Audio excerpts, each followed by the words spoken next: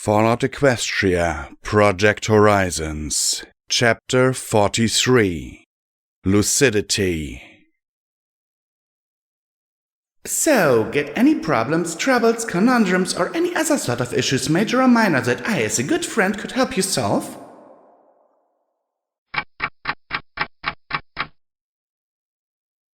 I stood in the middle of 99.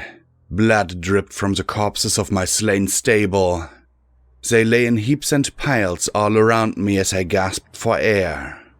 Daisy had been the hardest to kill, just like last time. But in the end, I'd chewed her back leg apart with shotgun blasts. Then it was 2 to the head and I was done. And now I trotted down towards the living quarters. 1 door lock security override. 2 shots. 1 override. 2 shots. 1 override. 3 shots. I was running low on bullets. 1 override. 2 shots. 1 override. This was getting monotonous. I need to start mixing it up. I used whatever blunt object I could lift. I tossed rivets screaming into the recycler. That teacher. I finally nailed midnight. The males I killed quick and clean. Finally, I found the last pip-bug tag. The little pink filly wept and begged me not to kill her. Really, I shouldn't. I'd saved one, hadn't I? No, I hadn't. I stared at the blood covering them, at my butchered home. 1 gun. 1 shot. No blackjack.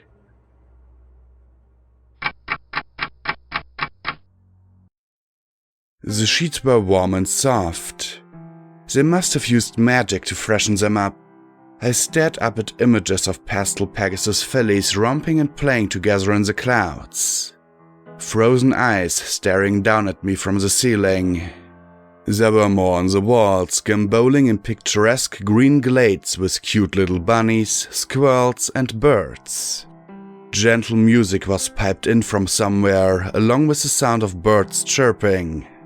Soft bed, soft sheets, soft room. At least the restraints on my legs were something firm. Something I could jerk rhythmically against to keep myself from drowning in pastel pony fuzziness. There was a knock and I halted my tugging. I didn't look towards the door, carefully molded to appear to blend into the space between 2 trees. I didn't move or breathe as I lay there. The door opened quietly and in walked the pale teal Pegasus mare with her outstretched wings, a tray balanced on them. "How are we today, Miss Fish? Feeling better, I hope? Feeling lucid?" she asked nervously, licking her lips. "I'm fine, Harpika," I said quietly. "Call me Blackjack." She swallowed. "You know we're not supposed to call you that, Miss Fish. Please don't yell at me." She shrank back in anticipation. I simply lay there patiently, sighing. They really knew how to pick the perfect guard. A tough one I could resist, but this? She slid the tray onto my lap, not taking her eyes off me. She carefully tied down the tray and then slowly worked levers to lift me into a sitting position. Pudding served in a wax paper bowl. No spoons.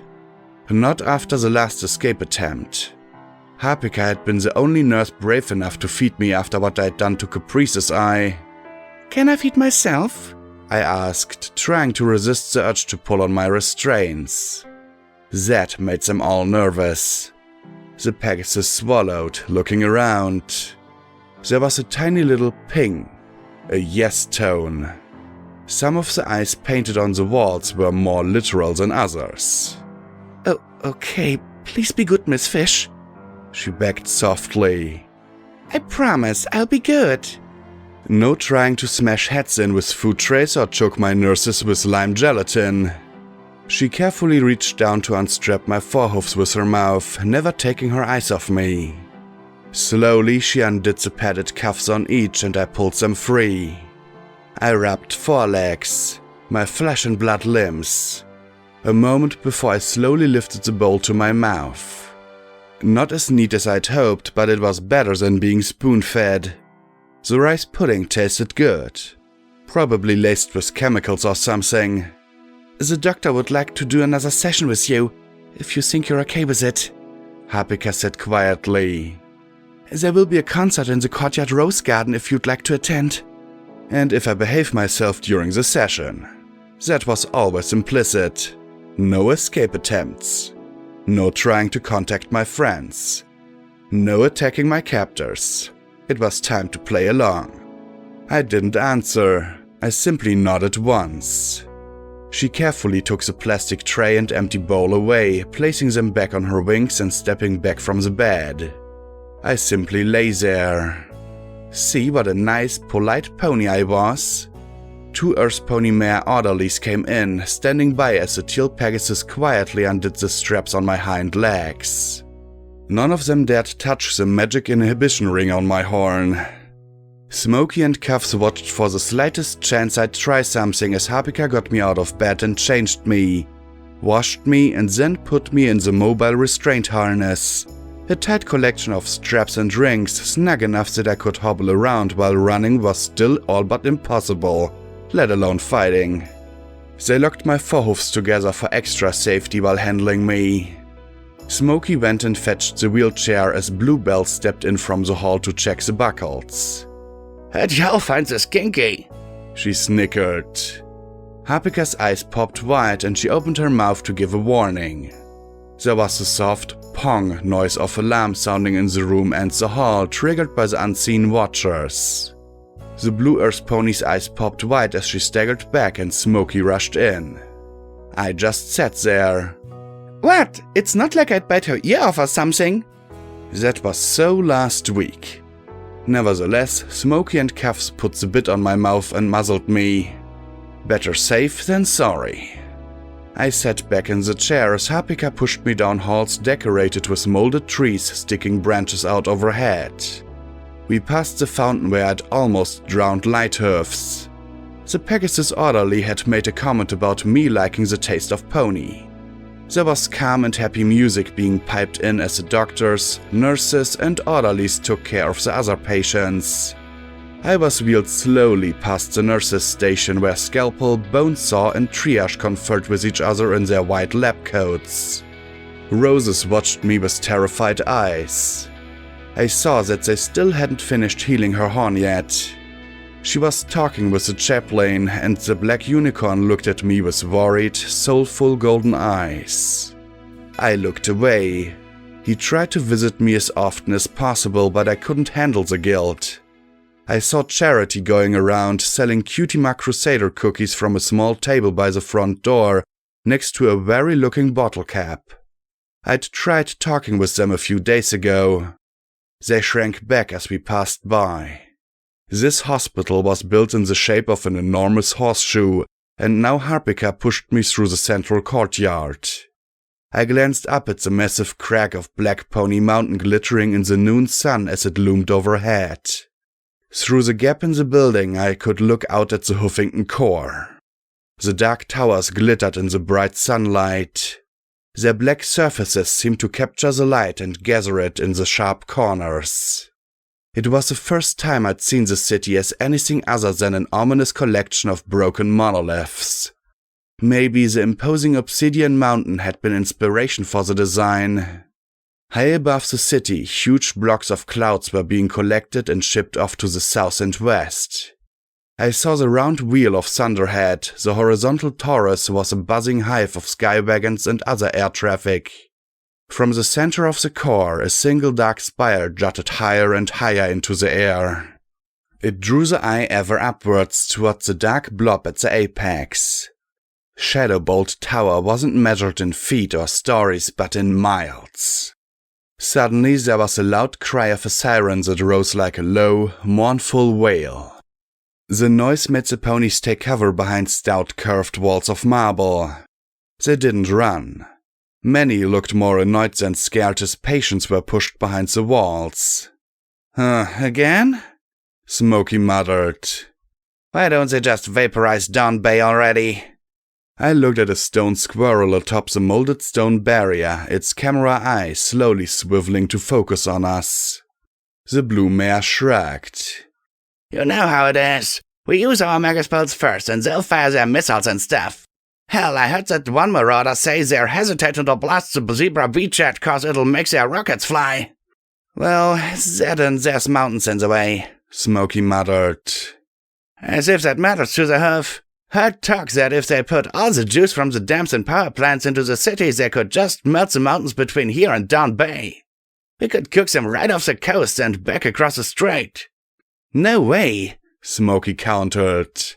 There's not enough juice in all of Equestria for that. Then she paused. Is there? Phew, this is the hoof. There ain't nothing we can't do. Cuffs drawled as she peeked out around the barrier. What do you think, Dragon Raid, or think those straps are pushing with more tin zebras? Dunno, I mean, last year the news was talking about zebras on the verge of being wiped out. Now they've got tons, Smokey muttered. Guess Image got their story wrong. Please don't sound an evacuation. Please don't sound an evacuation. Happika whimpered over and over. Smokey snorted in soft scorn. Relax, Feathers. It's only a level 1 alert. We haven't had to evacuate into the city in years. Huffington can't fall. The red mare said as she looked towards the car where an ominous hum was starting. Green lights began to glow atop the towers. Emerald lightning gathered and flickered in the air around the building as the sound grew. Oh, we're in for a light show. A crackling buzz popped in the air over and over again. Green light filled the air as magic beams swept out from the tops of the towers out to the southeast, disappearing out of view. For 30 seconds they flickered back and forth. Then they went out. A second later a series of loud beeps sounded. All clear. Dragon's extra crispy, chuckled Cuffs. Wonder how dragon tastes. Happika said in disgust as she looked towards the city. From the tower streaked a wedge of crackling black lightning clouds heading to the southeast. A single rainbow stripe raced down the middle. Oh, look, it's Rainbow Dash. Feathers is a fangirl, Smokey teased, and I looked over at Happika, flushing and lowering her eyes in embarrassment. I heard Smokey move behind me and immediately slammed back in the wheelchair. I didn't know what I hit, but I felt the push bar on the back connect solidly with something. The wheelchair overbalanced and I smacked onto my back, looking up at the red mare covering the end of her nose, scowling down at me as blood trickled around her hoof. Is it broken? Happika asked in concern as Smokey glared down at me. Excuse me, do you need any help? Asked the familiar-sounding voice. I looked up at the emerald-maned marauder, the stallion who'd gone 7 rounds with rarity. Vanity stood by, looking down at me in concern. Behind him was the blue Pegasus Jetstream and the yellow Earth Pony Buck Echo. The mare finally looked like she'd seen much better days as she stared off into space while Echo gently nudged her shoulders. Her eyes were empty sinks, her purple mane was a complete disheveled mess, and as I watched, tiny blue feathers came off her wings. Thank you, sir, we're fine. This is just one of our more difficult patients, Cuff said. Vanity's horn glowed as he easily lifted me and set the wheelchair down pat. Really? I'm glad to hear it's not Jetstream anymore, Vanity said as he looked back at the blue Pegasus. She looked at Echo beside her. Echo, have you radioed into command yet? We need a search party to find our missing ponies. We just left them out there. They need us. The small yellow Earth pony looked at her, then at Vanity. He shook his head somberly and forced a sickly smile. Yeah, sure. I'm sure they'll scramble a search party any second. Good. Can't leave them behind. Damned stripes will kill them, she said as she stared at nothing, then gestured with her hoof. Twist, I need you to find Big Macintosh. Apple Snack, you and Doof up on the roof. We might need covering fire. Psalm, keep an eye out for our missing. We have to bring him home. She whimpered as she hung her head. Little threads of her mane drifted down atop her shed blue feathers. We have to find him. I watched her out of the corner of my eye, trying to ignore the cameras tracking us. Echo moved closer, looking over at Jetstream. "Can't you help, sir?" he quietly asked as Vanity fiddled with his pip back. I strained my ears to hear Vanity's tired voice. "We've modified, restored, and removed her memories too much already, Echo. She can't tell what's real and what's not anymore. This is her helped." Twist! I think there are zebra infiltrators in the bushes. Big Macintosh, where are you? Applesnack, cover Twist! Find him! Where'd he go? Where is he? She shouted as she raced to and fro across the courtyard.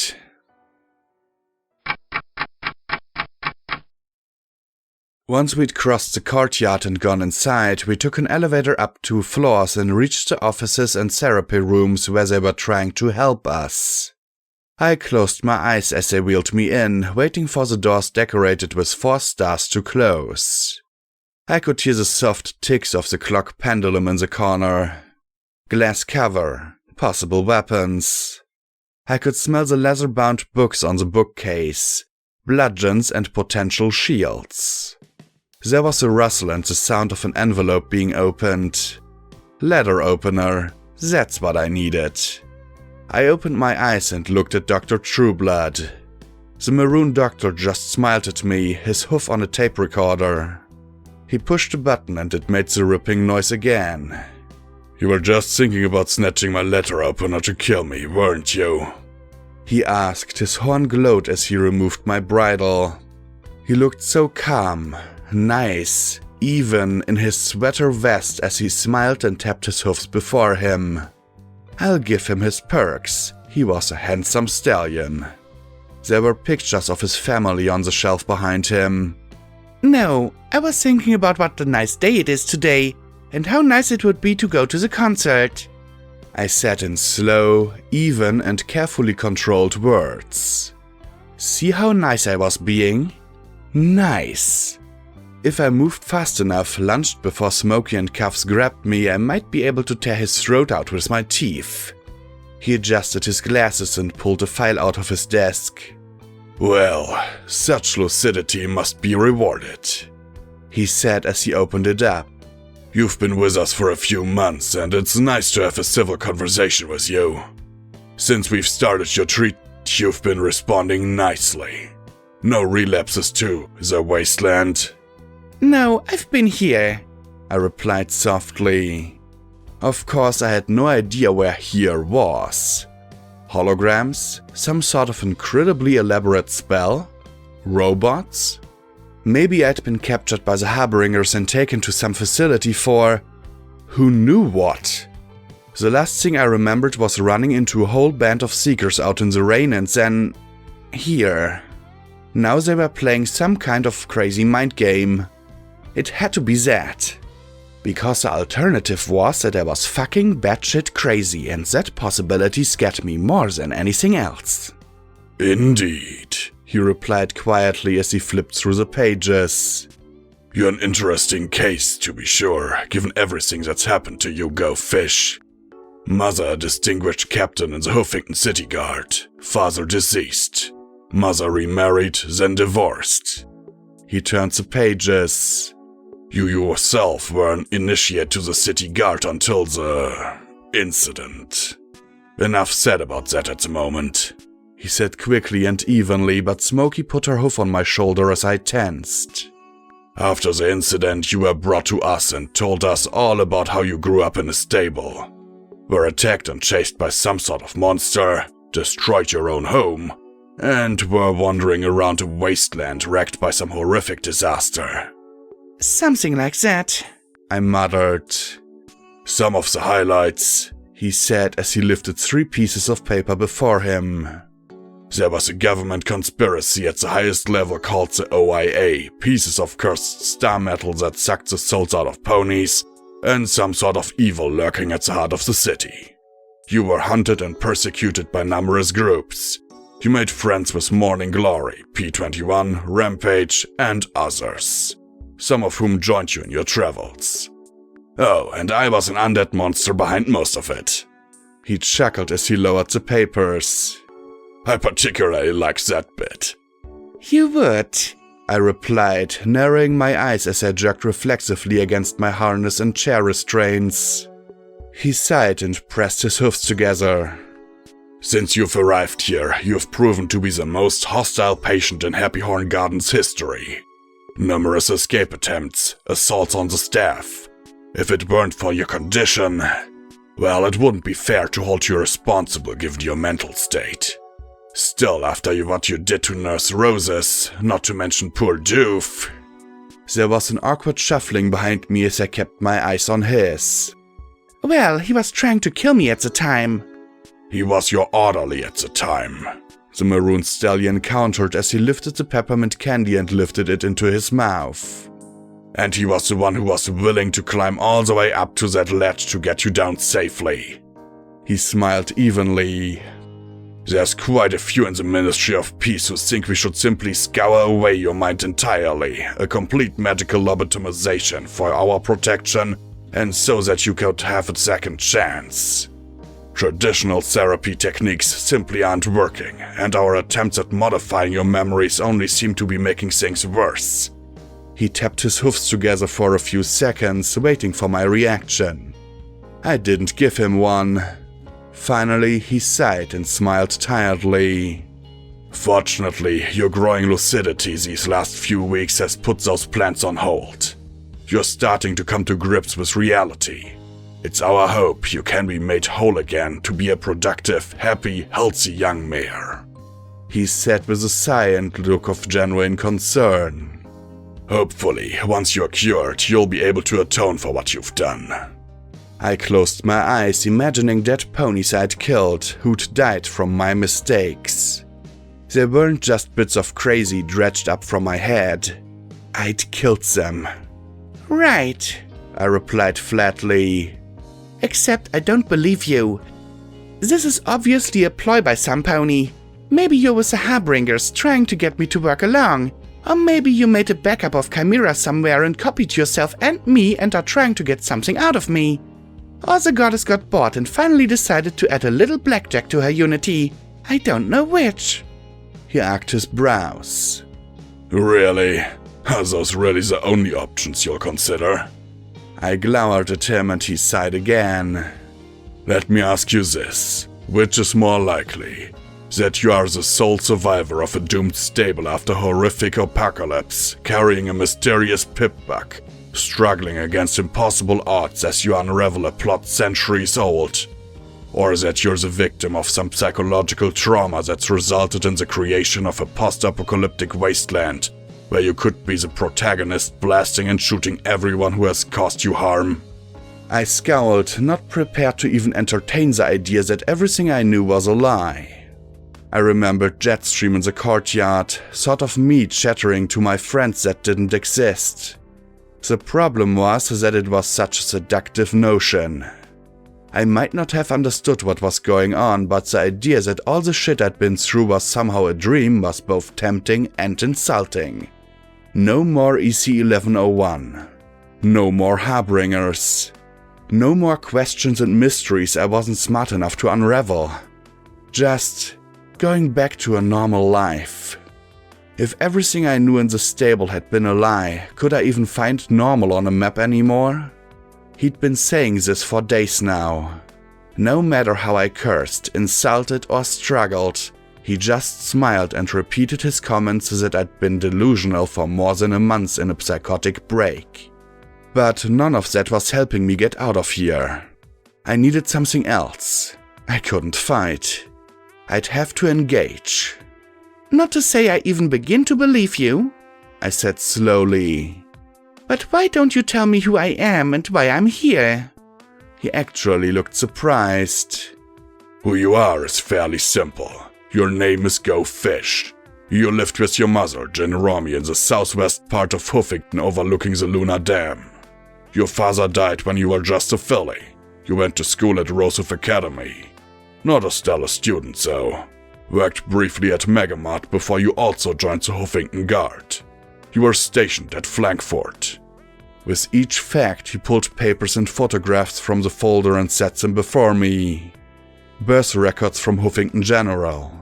report card and a student ID. My tax return from Megamart. A picture of me, Marmalade and Daisy in guardbarding that looked awfully similar to what I'd worn in Stable 99. Fabrications? Maybe all of this was some sort of soul dream by the goddess. Except that I didn't imagine the goddess being this subtle. She wasn't exactly the trickiest pony I'd come across. I closed my eyes as I frowned. I really wished that Morning Glory or P21 were here. Even if they wouldn't make sense in this place. So why am I here then? Then I saw his sad expression and frowned. What? He shook his head. Never mind. You've made phenomenal progress in the last few minutes. I don't want to undermine that. We can continue this tomorrow. The maroon unicorn said with a faint, sad smile as he folded his hoofs in front of him. I'm not a baby. I scowled at him. Your crazy theory is just a crazy theory. Why would I imagine a world that's even worse than this one? For all I know, if this world is real, this is probably some freak secret project of the OIA and Goldenblood. This would be quite a feat, if this Office of Interministry Affairs existed. He trotted over to his bookcase and levitated several books, then set them down on his desk. I've looked everywhere I could and consulted both the ministry mayors and the government. No such office exists, nor does a Director Goldenblood. He folded his hoofs before him. Like the wasteland, the OIA is something you created. Something and some pony to blame for the wrongness in the world. He sighed and shook his head. You aren't the first one to make up dark conspiracies, but really, don't you think that if the ministries wanted to do secret projects, they'd just do them? What would be the point of an intermediary? I frowned and shook my head hard. It had to be a lie. It had to be, because otherwise... Why? You still haven't answered that. Why would any pony create the wasteland as an escapist fantasy? It's an interesting question, to be sure. One driven by a mixture of self-aggrandizement and self-loathing. Only by understanding this dichotomy does your mental illness make sense, he said, then gave a worried frown. Are you certain you wish to discuss this, Go Fish? My name is Blackjack, I said flatly, jerking my forelegs against my restraints and making the orderlies put their hoofs on my shoulders. I ceased as I looked up at my captors and then back at Trueblood. And yeah, I do. Just keep the vocabulary around grade school level, okay? He seemed to be contemplating me a moment. You just demonstrated part of it. He lifted his left hoof. On one hoof, you have the incompetent bungler, the failure, the humiliation and embarrassment. You're the pony that's not strong enough.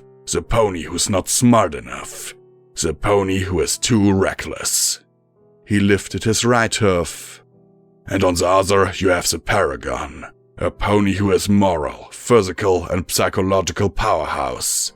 A pony who can win and succeed at anything. A pony who is unique, exceptional, legendary even. The dichotomy. The meeting of those two opposites. He brought his two hoofs together. Results in a pony who believes she must suffer in a world of misery, but who is able to thrive in such an environment. I screwed up my face in bafflement. Therapist ponies were crazy. That was the only explanation. You know, you made more sense when you were trying to kill me. Why don't you just fall back to that? He chuckled and lowered his hoofs. I understand it's difficult to understand, but it's the only diagnosis for your particular mental illness that comes close. Approximating the wild swings of manic depressive tendencies with the extreme personality disorders of schizophrenia. Small words, please. I begged with a sickly smile. I didn't like how sure he was acting. This blackjack persona of yours is an identity that can superimpose these two extremes. Such a struggle exists in every pony, but it achieved such an extreme case in you that a schism from reality was inevitable. Blackjack is weak enough to get raped, but strong enough to endure. Blackjack is tough enough to face down the aggression and criticism of others, but weak enough to not become a tyrant. Where Go Fish was unable to handle the problems in her life, Blackjack could take them on. And take them on, and take on even more. He sighed and ate another mint. At least up to a certain point. Why? I asked with a little frown. What could have been so horrible in this life that the wasteland would be an escape? My rear hoof tapped rapidly against the footrest of the wheelchair. To start, your father dying of cancer when you were young. As I recall, weren't you dying of cancer at some time in the wasteland? He said as he got a piece of paper and cleared his throat before reading aloud. I smiled at him and he stood and trotted with me to the hospital.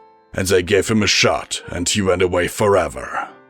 I stared at him in horror, remembering the faint striped mane of that bug so long ago. But that'd been in stable 99, and he died because he was retired, right? The maroon unicorn sighed softly as he took another paper. Then there was the sexual assault you suffered at the Huffington Marina.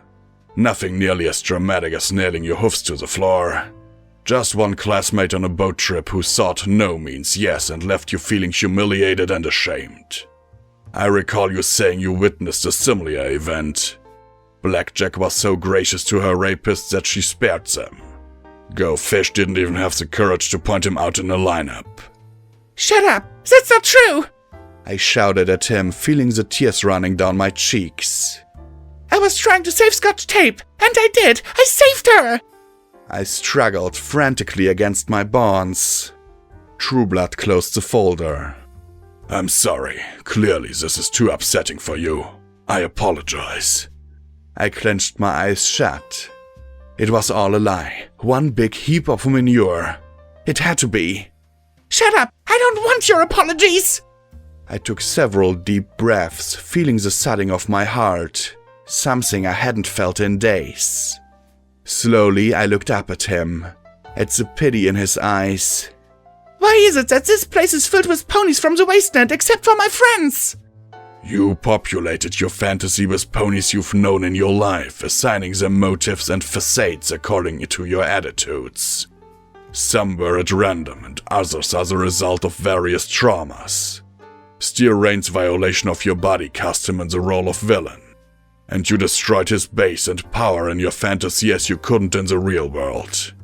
As for your friends, he said solemnly, I suspect they represent larger themes and psychological needs. He stood and trotted around closer to me. Given your dissatisfaction with life in general, I think that you've blanked out or replaced all your memories of the real world with that of the wasteland. A place where you can simultaneously be both hero and victim. Where you can matter and affect the larger world. It's not true! It's not! I said as I closed my eyes, feeling the tears flow.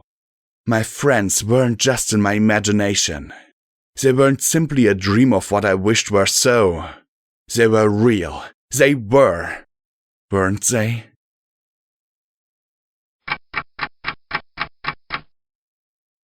I didn't give in. Not right away, at least. I went to the little musical performances, talked with Trueblood about how messed up my brain was, and spent countless sleepless nights staring up at those painted Pegasi fillies on the ceiling of my room. They looked dead to me. All 42 of them. They still kept me strapped up. Still didn't trust me. After what I'd apparently done, I couldn't blame them. The things I could remember now embarrassed me.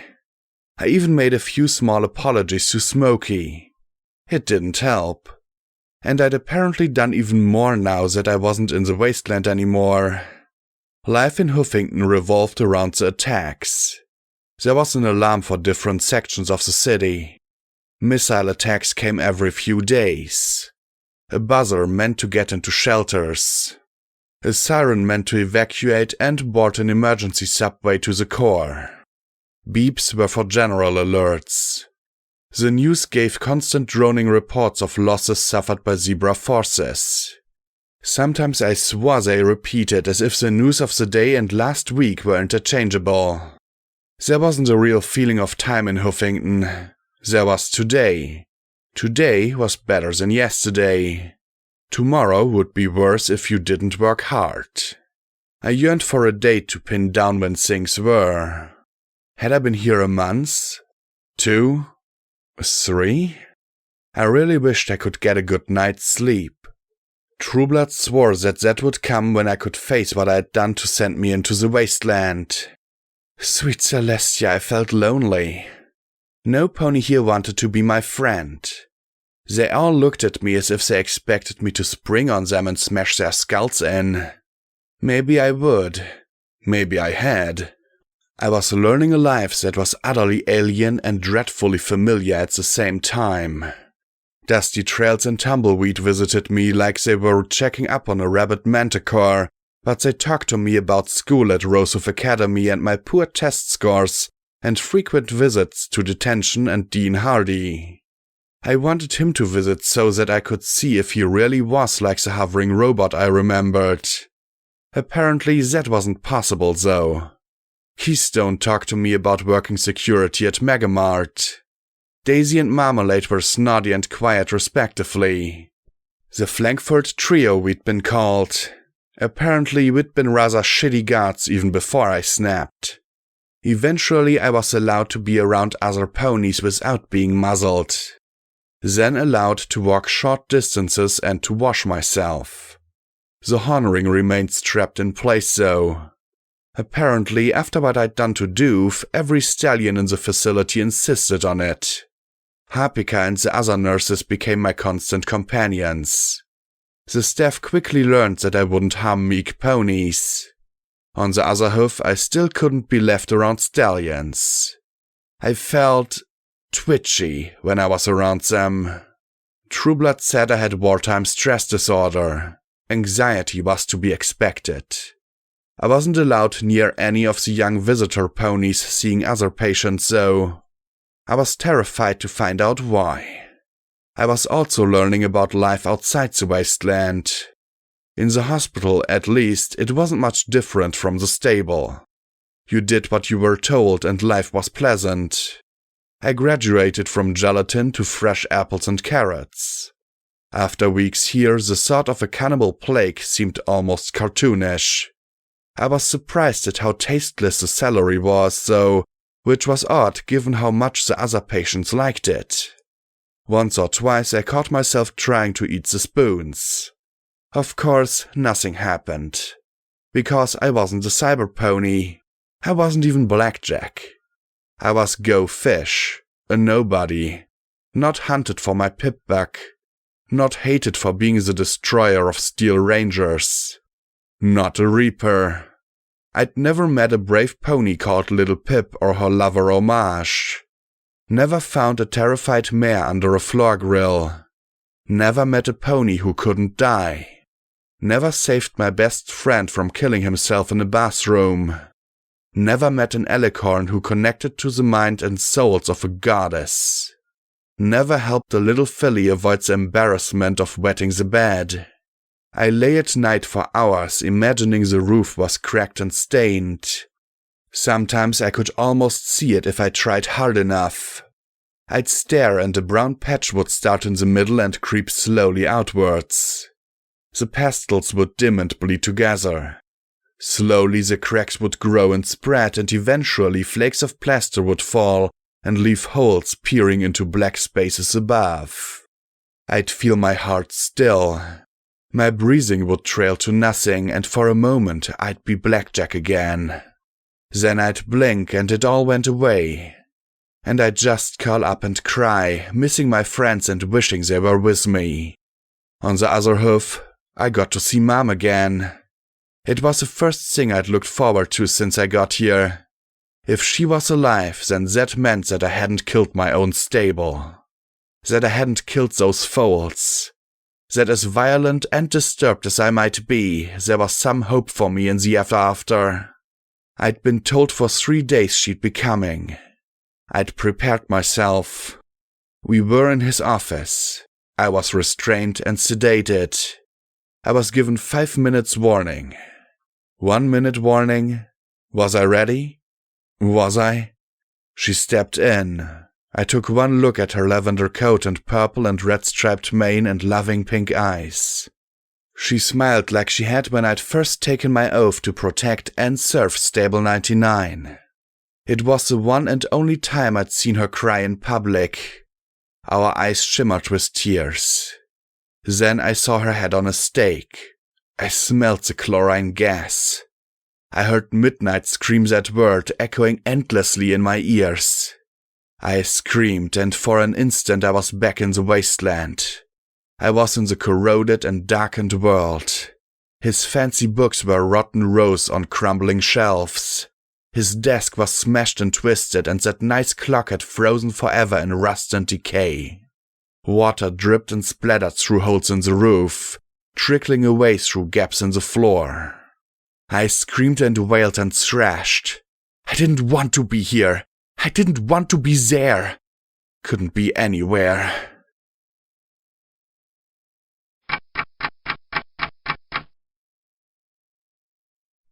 No, Blackjack, no.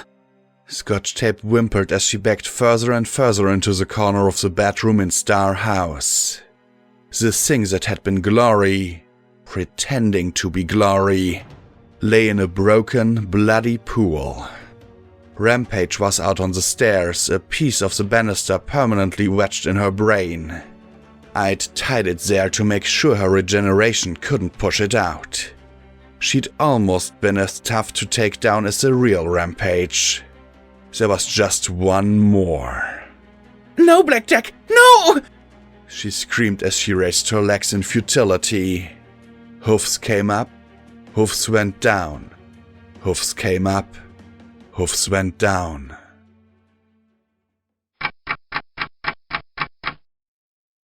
So, how have you been, Fishy? Mom asked, her voice low as she looked down into the teacup on the table in front of her in the courtyard.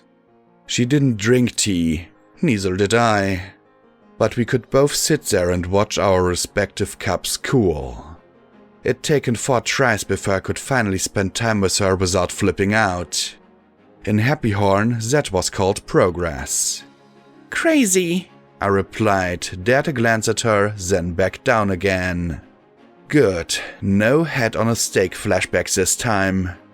How much crazy I've been depends on what Dr. Trueblood says. I amended quickly, trying to take the sting out of it. I'm sorry, Mom said softly. I shouldn't have asked that. It's fine, I said, reaching out a hoof to her. She hesitated, waiting for the ping or pong. A ping, and she reached out and held my hoof between hers. The nurses only trusted me with one hoof out of the restraints. I'm the one who's sorry. Oh no, I'm much more sorry than you, Mom quipped, and we shared a little laugh. Very little, quite fragile, and it ended in a sigh.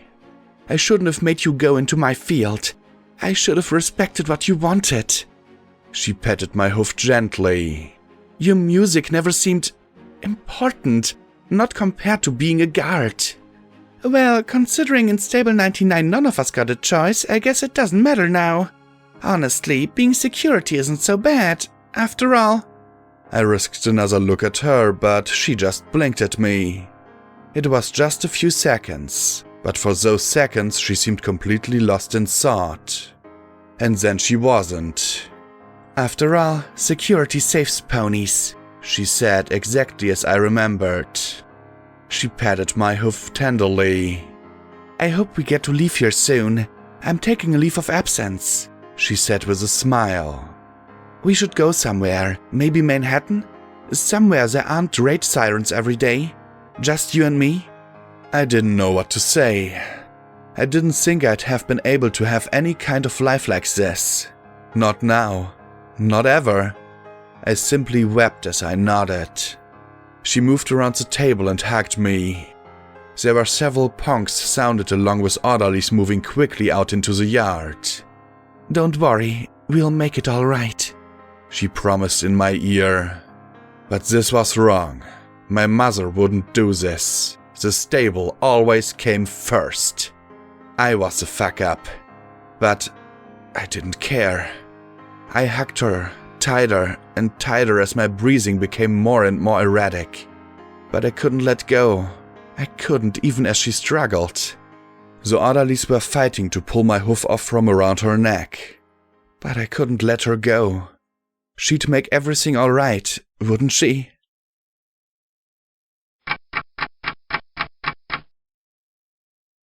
Apparently, the sight of my mother had triggered a relapse. I was back to being locked up and restrained in the timeless room. The nurses talked about my instability in low voices, but fears about me launching into attacks didn't go anywhere, simply because I didn't care. Where before I'd been in the wasteland, now I was simply back on the mattress, staring at the ceiling. Still, I jerked my hoofs against the restraints as something to do that was more than lie there like a corpse. Harpika came in, washing me and caring for me without complaint. The mare didn't do much or say much about herself. "The doctor would like to do another session with you, if you think you're okay with it," Harpika said quietly. "There will be a concert in the courtyard rose garden if you'd like to attend." I really didn't want to. I didn't like this place. The patients staring vacantly out into space or talking to themselves. Recipients of too many memory modifications and horrors of the war. Happy Horn wasn't a place for healing. I suspected that Trueblood went through so much effort with me because I was a long-shot chance to actually get better. For every pony else, this was a hospice for the mad, a place to keep them safe and sound and out of sight before they died. Harpika didn't say anything as she stood there, and I frowned as I glanced over at her. Then she suddenly added, "Tavia is playing." That brought to mind the posters I'd seen in her apartment and the performance she'd given in Blue Blood Manor. I could remember her music so well. Okay, I could get out of bed to hear that. I let one of the orderlies, Mallet, the caramel-colored unicorn, strap me into the wheelchair. Then we were out in the halls again. Suddenly I was hit by an explosive pressure wave. And yet, I didn't move. In an instant, every pony disappeared, as did my restraints and wheelchair. I sat there, blinking in shock as I felt my horn bare of the magic suppression ring. The hospital was empty and every surface flickered in my vision for several seconds.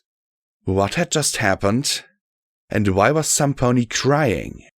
I trotted to a door to my left and carefully pushed on the 4 white stars on its veneer to open it a crack. Inside was a pale red stallion lying on his back, staring up at the ceiling like so many others here at the hospital. Shaking him with her little hoofs was a young pink filly standing on a chair.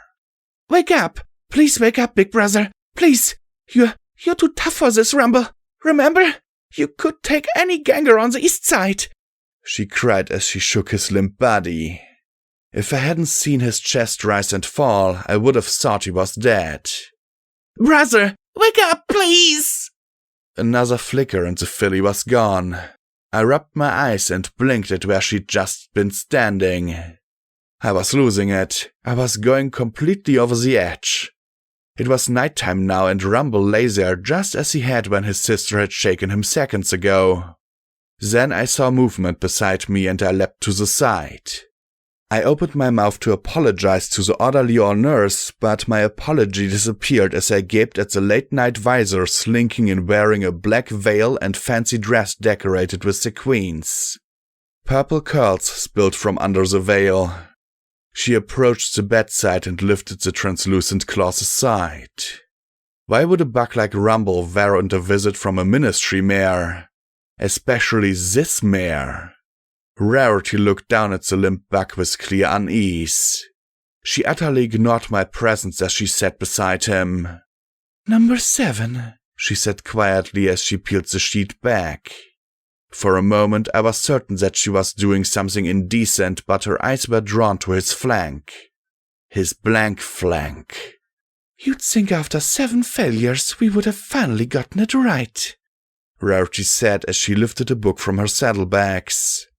As some pony who'd seen more treated hide than I had any right to, I could say with authority that it wasn't like any book I could ever imagine Rarity allowing on her person. The cover was bound in black and silver grey in the pattern of a zebra glyph mark. The sight of it sent my mane squirming as I shivered involuntarily. I'm following the instructions perfectly, so why isn't it working? She asked as she stroked her hoof over the dark surface. The hiss of her hoof against the leather cover sounded like whispers. Rarity? A mare called softly from the doorway, making both of us jump. The book was whisked behind her poofy curled purple tail as Rarity turned towards the door. There stood a rather exhausted-looking Fluttershy. Her pink mane shot through with a few strands of premature white, hung in disheveled sheets across her face. Worry lines were marking their way slowly but inexorably across her features. What are you doing here? Ah, yes, Rarity stammered as she grinned nervously, glancing back at Rumble and then at the concerned yellow Pegasus. Well, I'd gotten a report about mysterious attacks in Hightower Jail, darling. I was in the area, so I decided to see if my editors were getting creative again. That's all, she said with a nervous laugh. It was one that Fluttershy didn't share as she walked to the bed. Have you heard anything else about it? Fluttershy asked quietly before tugging the blankets back in place over Rumble. There was something oddly firm in Fluttershy's question, and it made Rarity strain her smile even more. And how would I have heard anything about this? I don't even know what is wrong with the poor dear, she said as she gestured with her hoof. There isn't anything wrong with him. Physically, medically, his body is just fine. Even his mind is intact with all his memories. Whatever was done to him was completely outside the experience of unicorn magic. She closed her eyes and bowed her head. I've considered bringing Zakura in, or even trying to find medical experts in Yellow River and seeing if we can convince them to help us. You wouldn't dare! Rarity hissed, narrowing her eyes at Fluttershy as her tail tightened. They're vicious, savage, horrible fiends. Then, when she saw Fluttershy's shocked expression, her words faltered. They're so dirty and garish. Finally, she composed herself. Besides, it's firmly against Luna's rules to associate with zebra mystics. If they can help some pony like Rumble or the others, Fluttershy began to say quietly as she smoothed the sheets. I'll do what I have to help. Rarity sighed. Fluttershy, please, as tragic as this is, he wasn't any pony important. Just an East Side gang member with a history of assaults and attacks on others, she said in a subdued voice as she surreptitiously transferred the black book to her bag. And how do you know that? Fluttershy asked in a voice barely above a murmur. I read it in the report, of course. Rarity laughed nervously with a guilty grin. Fluttershy didn't look at her friend as she sat beside Rumble's bed. No, how do you know he's not important? Rarity's grin melted as she looked at Fluttershy's back. The Pegasus never raised her voice. I know he probably wasn't the best pony, but he has a sister, Tumble. She's been here almost every day she can. He's her whole world. The soft disappointment in her voice was worse than any accusation. Everyone is important to someone, she said quietly. Fluttershy, Rarity began before her ears folded and she looked away. I'm sorry, Fluttershy. It's just, with everything going on, I didn't mean what I said. Fluttershy turned and looked at her with that sad, searching expression. I've got 6 other patients just like him, Rarity. All from Hightower, all missing their cutie marks. They're not dead, nor have they had their memory erased. They're just broken, and I don't know how to help them. Her teal eyes looked into Rarity's darker eyes with sadness. Do you? Rarity stammered as she glanced at the bag she'd tucked the book into. For a moment I was certain that she was going to say something, but she slumped. I'm sorry, Fluttershy. I can't. I wish I could, but but she couldn't meet Fluttershy's eyes. Slowly, the yellow Pegasus turned away and looked towards the bed once more. I understand, Fluttershy almost whispered. It was good to see you again, Rarity. I hope we can meet again in Ponyville soon. I miss our little spa meetings. I miss our friends. She bowed her head slightly as she put a hoof on the bed. Sometimes I think we made a big mistake somewhere. Not stopping the war when it started, not getting involved sooner, or getting tangled up in these horrible ministries.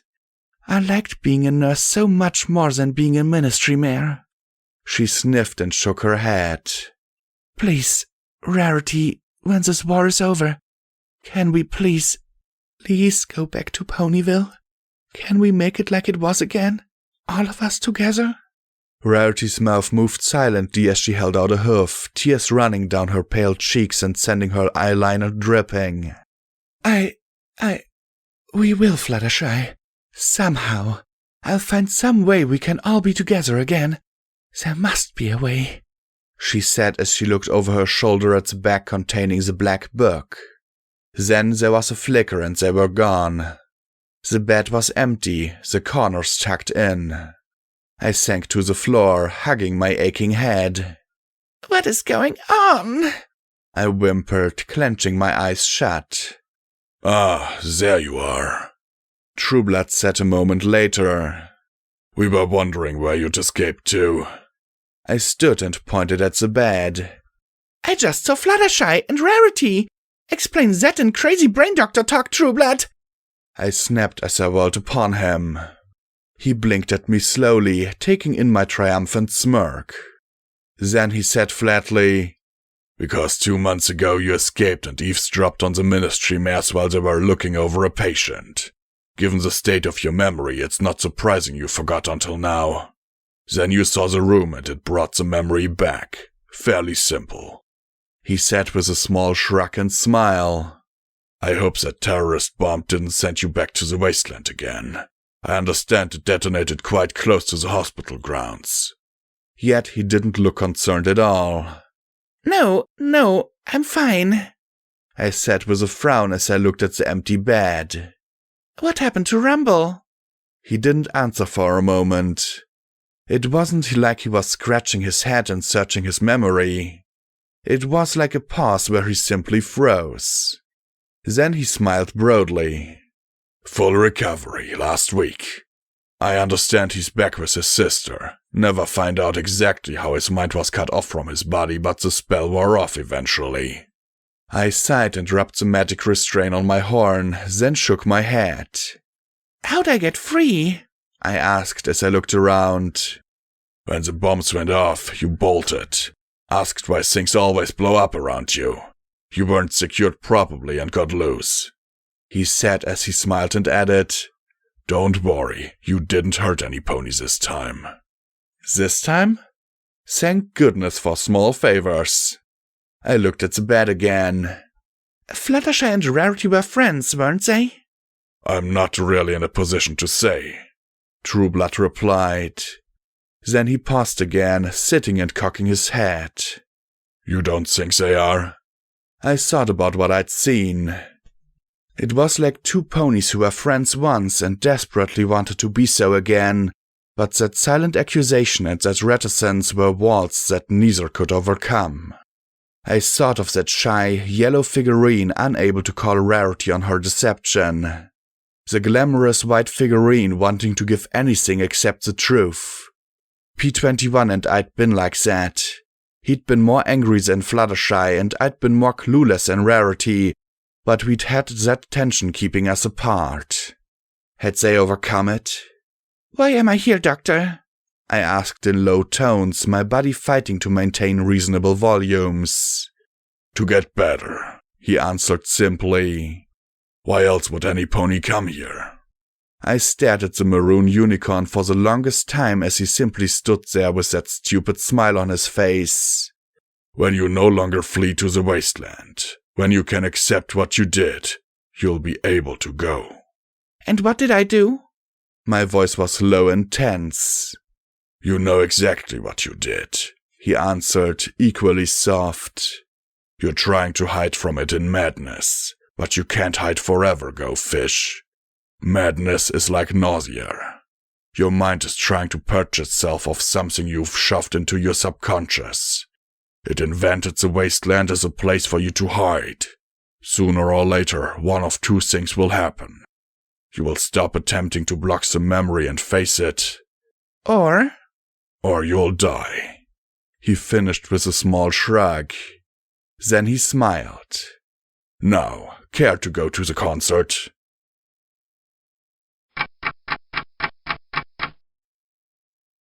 It was rather hard to enjoy Octavia's performance after that little exchange. The music was as beautiful as I remembered, but it had none of the life or joy I imagined. I may as well have been listening to it on my pip-buck as seeing her perform. The other attendants gave her rapt attention, neither talking nor making disturbances during the hour-long show. No sirens. No pony getting up and going to the bathroom in the middle of one of her pieces. Even the stomping of applause was monotonous. I hated this place. And I was starting to hate every pony in it. That hate wasn't something that transferred perfectly from my memories in the wasteland. In the wasteland I had a complicated relationship with Charity. Here she simply sat by the front door selling candy. The yellow filly had none of the mercantile drive of the crusader I had known. She was simply there. As I was wheeled past the next day on the way to a session, I glared at her and her little downcast eyes. Hey kid, I said as I was wheeled past. She looked up with that stupid expression. If I get out of here, I'm going to fucking kill you! I screamed at her as loud as I could. Charity and Bottlecap just looked at me. That's all. Just looked at me. The caramel mallet put the bridle back on me. I got another lecture from the doctor about regressing. The next day there was a filly sitting behind her little table with her cookies, her eyes downcast. No nurses beside her, no orderlies standing watch. It might as well have been that I'd never said a single word to the filly. I stared up at the still fillies in my room for hours. I jerked and jerked and jerked against my restraints. I wanted to tear down those painted Pegasi and smash down the frolicking kids on the wall. I jerked, and jerked. And with a brittle snap, the pin holding the foreleg restraints to the bed gave way. I lay there, staring at my bound hoofs. I should just lie here. They were watching from the cameras anyway. They'd pong an alarm. I'd be restrained again. Then I looked at the door. It was open. It was never just open. Something was going on. I lifted my hoofs to my mouth and carefully unbuckled them. When they were free, I undid the belt across my chest and then my waist. Finally, I heaved forward and carefully undid the bindings on my rear hoofs. It was hard, but I was able to tuck the straps loose and pull my hoofs free. I dropped to my feet and made my way into the hall. It was quiet, well lit, empty. There was a shimmer and a ring of brown rippled down the curved hallway ahead of me. No brain. I need to stay here right now. Here. I trotted forward and then I spotted something teal next to a spatter of blood. I picked up the severed wing in my hoofs, looked the blood trail leading to the nurse's station. There lay the body of Harpika. Next to it was Bottlecap. Next to that, the bodies were everywhere, shot, stabbed, sliced. Pink and grey entrails were scattered like glistening rope across the halls. Some had been blown apart with necks and legs ending in bloody stumps. How could any pony have done this so silently? I hadn't heard a thing. I remembered Lancer's rifle, a silence talisman, one that allowed a pony to go on a bloody spree that no one could hear. Hot blood stained my hoofs, but that hardly mattered. I just wish I could get the magic restraint off my horn. Damn thing must have had a lock or something on the strap. I needed a weapon. I had my hoofs. Not metal, just flesh and bone, but they'd have to do. My mind was whirring. Zebra infiltrator? No. There was no point to this butchery. An infiltrator would sneak in and out. Escaped prisoner? Had some pony snapped? Maybe. They'd have to be an exceptional killer though. A real fighter. And there was just such a fighter who was a patient here. I started keeping my eyes up towards the vaulted ceiling. If Jetstream was behind this, she'd attack from above. Thank goodness I'd gone through all those days of practice without my horn. Of course, trying to stop a psychopathic marauder might be more than I could handle on my own. Or could I handle her at all? I wasn't security. I wasn't even blackjack. I was Go Fish. What was I thinking? I was thinking, some pony needed to stop this. I might not know exactly who I was, blackjack or Go Fish, but either way I'd been a security mare of some kind. And security saves ponies. It was the first thought I'd had in a long while that felt solid. I heard the sound of fighting from the front entrance. Maybe if I could do this, maybe then I could talk about leaving. I reached the front entrance foyer just in time for a blue streak to fly across my vision. The pony at the head of it smashed into the waterfall fountain with a crunch of bone, a snap of wings, and the heavy crack of shattered concrete before collapsing into the bloody basin with a thud. Jetstream's eyes maintained their distant stare even in death, her head dangling limply over the lip of the fountain bowl. Rising from a smashed table was a dark form, a familiar form. She wore black riot armor that covered every inch of her. Slowly, her helmeted head turned towards me, looking over her shoulder. I heard the dry, raspy breaths taken in through her black mask's breather. The hollow, soulless chuckle. She cradled something in her hoofs, something small and bloody. I charged the creature, wild, stupid, amateurish. I leapt on her back, throwing my hoofs around her neck, and she erupted into a bloody frenzy of kicking and heaving. I couldn't kill her, couldn't beat her. All I could do was fight until she inevitably won. The fight was all that mattered, and maybe if I fought hard enough I could give that filly a second chance. There was another lurch and I went spinning end over end and tumbled into darkness.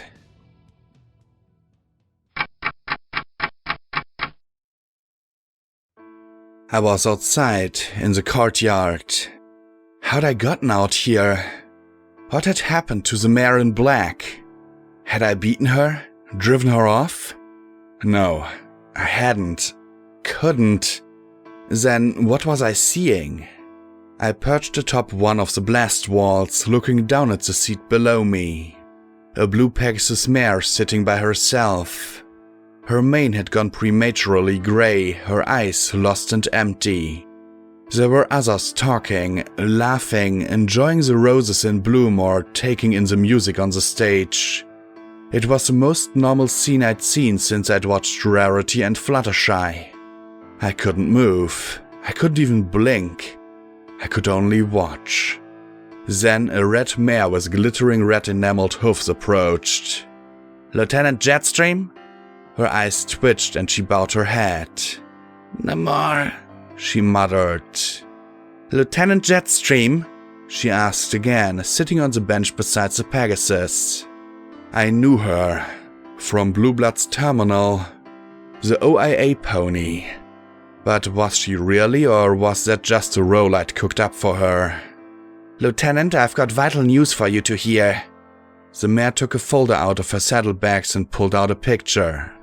"We've discovered a critical POW camp deep in zebra territory." "What?" she asked as her glassy eyes focused on the picture. "These are images we smuggled out of the zebra capital," the red mare said as she held up pictures of ponies held in a facility similar to Yellow River. Only they didn't look like I'd imagined prisoners to look in such a camp. Too clean.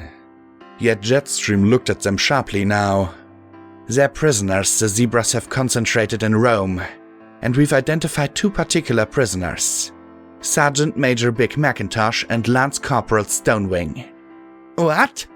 Jetstream gasped. How? They kept telling me they were dead. The Red Mare nodded sympathetically. Easier to bury and mourn a war hero than to hear they were abducted in the chaos of the assassination attempt, Lieutenant. The Red Mare with the glittery hoofs said in low, serious tones. You were right, but the government simply dusted off their hoofs and forgot about them. No! How could they? Jetstream shook, sobbing brokenly as she folded the pictures in her hoofs.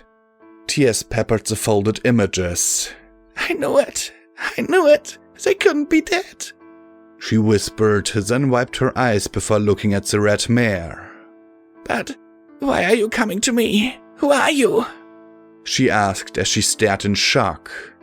You can call me Garnet. I'm just a concerned pony working with the ministries who's come up with a way to bring our boys home. But to do it, we need a mare who's exceptionally determined. A flyer who won't let anything stop her from reaching the zebra capital. She sighed, bowing her head. We've tried approaching the Shadow Bolts and the army. Neither were willing to take the chance. She looked at Jetstream with conviction. You're our last option, Lieutenant. Otherwise we may never see them again. Rainbow Dash wouldn't do it? Garnet shook her head solemnly. Jetstream narrowed her eyes. Of course not. What's one more Pegasus? I could see the gaping holes in Garnet's story, but Jetstream shook as she smiled in bliss. The joy at being needed to do what her mind demanded she do was almost too much for her to bear. What do you need me to do? Jetstream asked as she stared straight ahead. Garnet smiled in satisfaction as she dug out a small hoof-sized talisman. The glyph within glowed faintly. I'd seen them before. Glory had salvaged a dozen of them from a Robronco store back in Flank. A targeting talisman, but this one seemed far more intricate than those had been. Get this to the zebra capital and wait. When everything is ready, it will glow. Tap it twice and we will trigger a mass teleportation megaspell to take every pony within 10 miles safely back to Canterlot. You don't need to find the camp yourself. Just stay within the zebra capital and evade capture by any means. It should be charged and ready in 4 days. You have that long to reach Rome. Can you do it, Lieutenant Jetstream? Jetstream didn't speak. She didn't need to. With a few photographs, Garnet had given her redemption. Garnet opened up the saddlebags and put the talisman in place. Here are 7 days of rations and some basic equipment to help you evade their patrols. Stay in the city and be careful. Be safe. Be ready for the talisman's signal. The blue Pegasus hugged Garnet tightly. Thank you, she sobbed. Garnet rolled her eyes and patted her shoulders stiffly.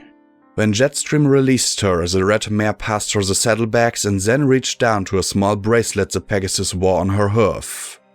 It was so small and flush that I nearly missed it. I wondered if it was magically adhered. Garnet touched the talisman to it and the bracelet popped open. The Red Mare tossed it into the bushes. Good luck, Garnet said as she pulled out a small case with a button on it. A moment after she pressed it, there were loud bangs in the long horseshoe-shaped building. Colored smoke began to pour out of the windows and fireworks zipped magically through the air, obscuring everything with rainbow smoke. The more delicate patients began to whoop and holler at the bedlam filling the asylum. Without delay, Jetstream launched herself into the air and began to fly to the east. Rising, Garnet stared at her for the longest time. Then she smiled and shrugged. Oh well, in 4 days it either won't matter or it won't matter. And humming to herself, she made her way towards the exit.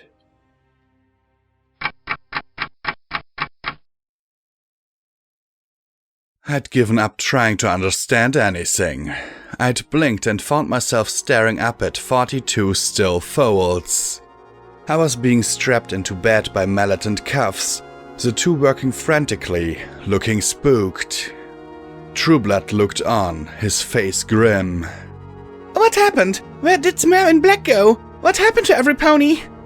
I asked as I jerked against the restraints. Make sure you get it extra tight, Trueblood said tensely as he looked at Mallet. What happened? I asked, straining. Why did I feel so sticky? The caramel unicorn nodded. It'd be easier if we could hose her off, she said as her magic tightened the restraints. Triage stood nearby, floating a needle. I'm sorry, Go Fish. I thought we could help you. I wanted to help you, but it doesn't look like it's possible. The maroon stallion said softly. I struggled. No, wait! What happened? Please, tell me! I shouted at him. Triage stuck me with the needle and the world began to darken. You know what happened, was all he said as he looked at me gravely. Now that I was secure, they were leaving. He was the last to go. Only then did I look down at my bound limbs, at the crimson fluid smeared on my hoofs, rapidly darkening in the air. Bits of curly pink mane were trapped in the sticky mess. I stared at them for a minute and then did what any sane pony would do in my place. I started screaming. Even when everything went black, I was still screaming.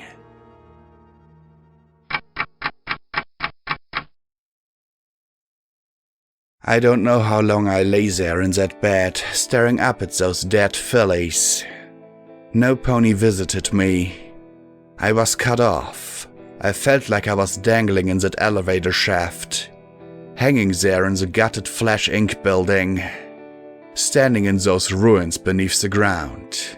So, is this it? Rasped the voice beside my head. I closed my eyes and let out a long, low groan. This is a really shitty time, dealer.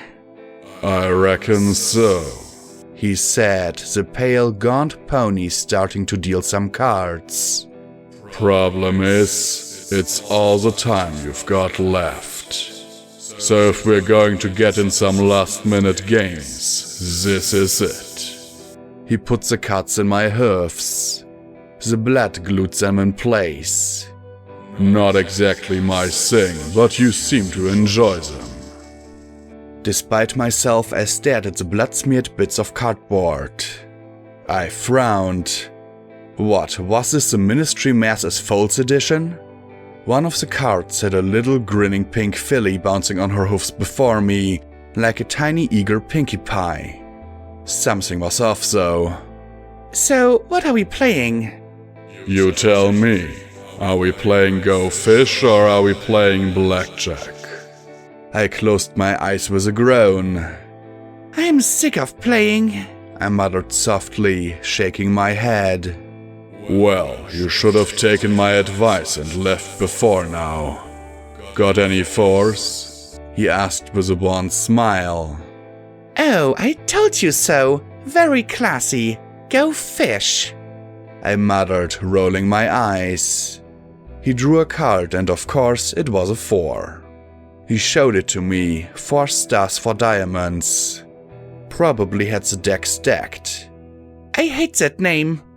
Then I looked at him. So why are you here, dealer? Gloating? Helping? Or is it just fun to fuck with me like this?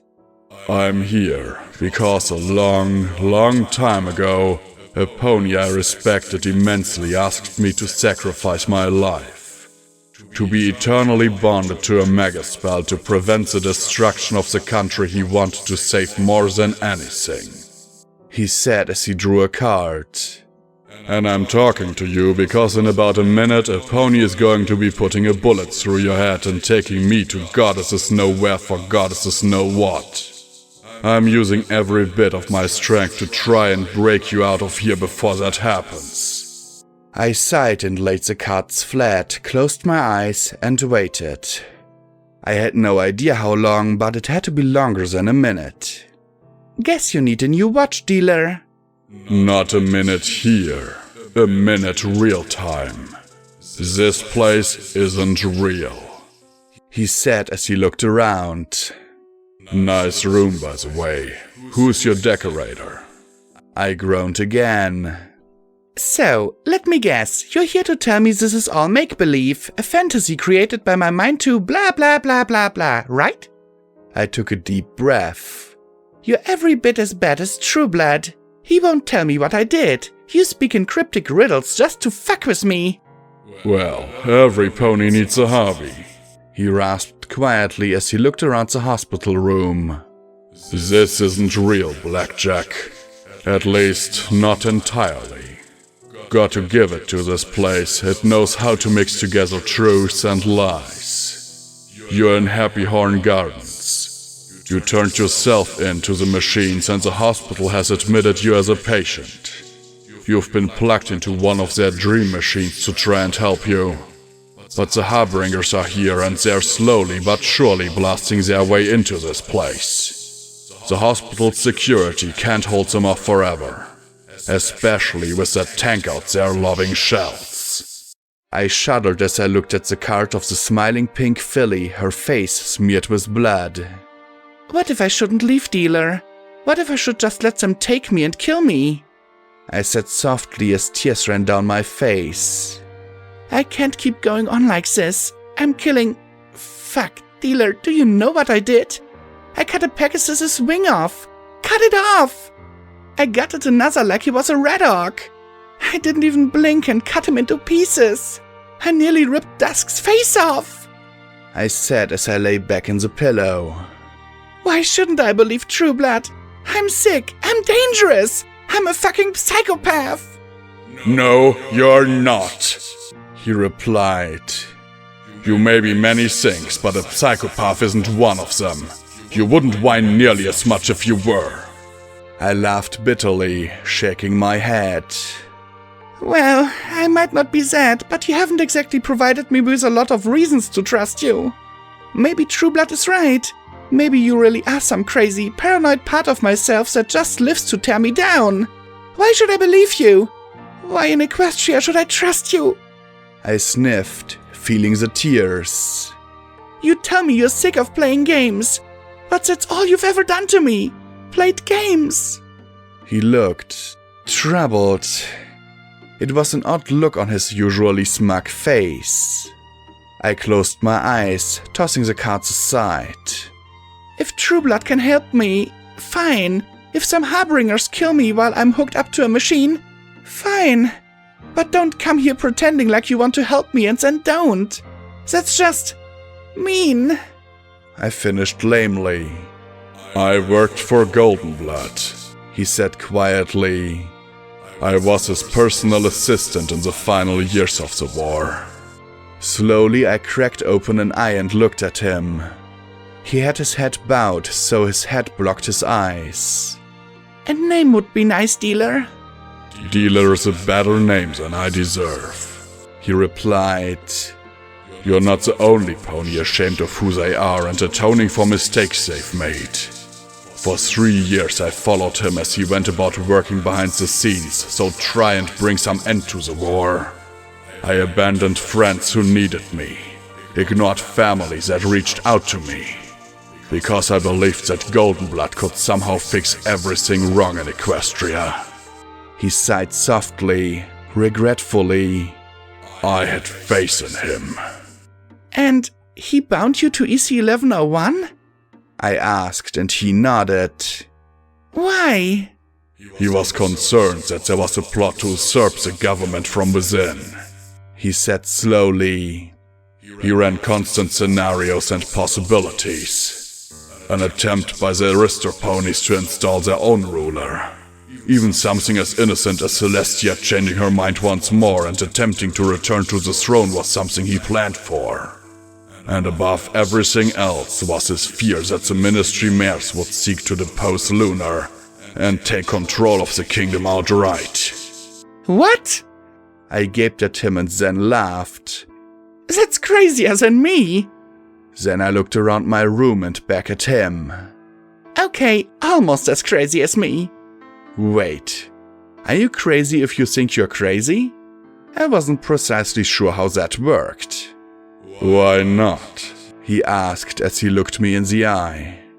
Who else in Equestria had the means, the motive, and the opportunity to take the country for themselves? Twilight and her friends hated the war. What better way to hasten its end than to depose Luna and negotiate peace directly? They could have done it too.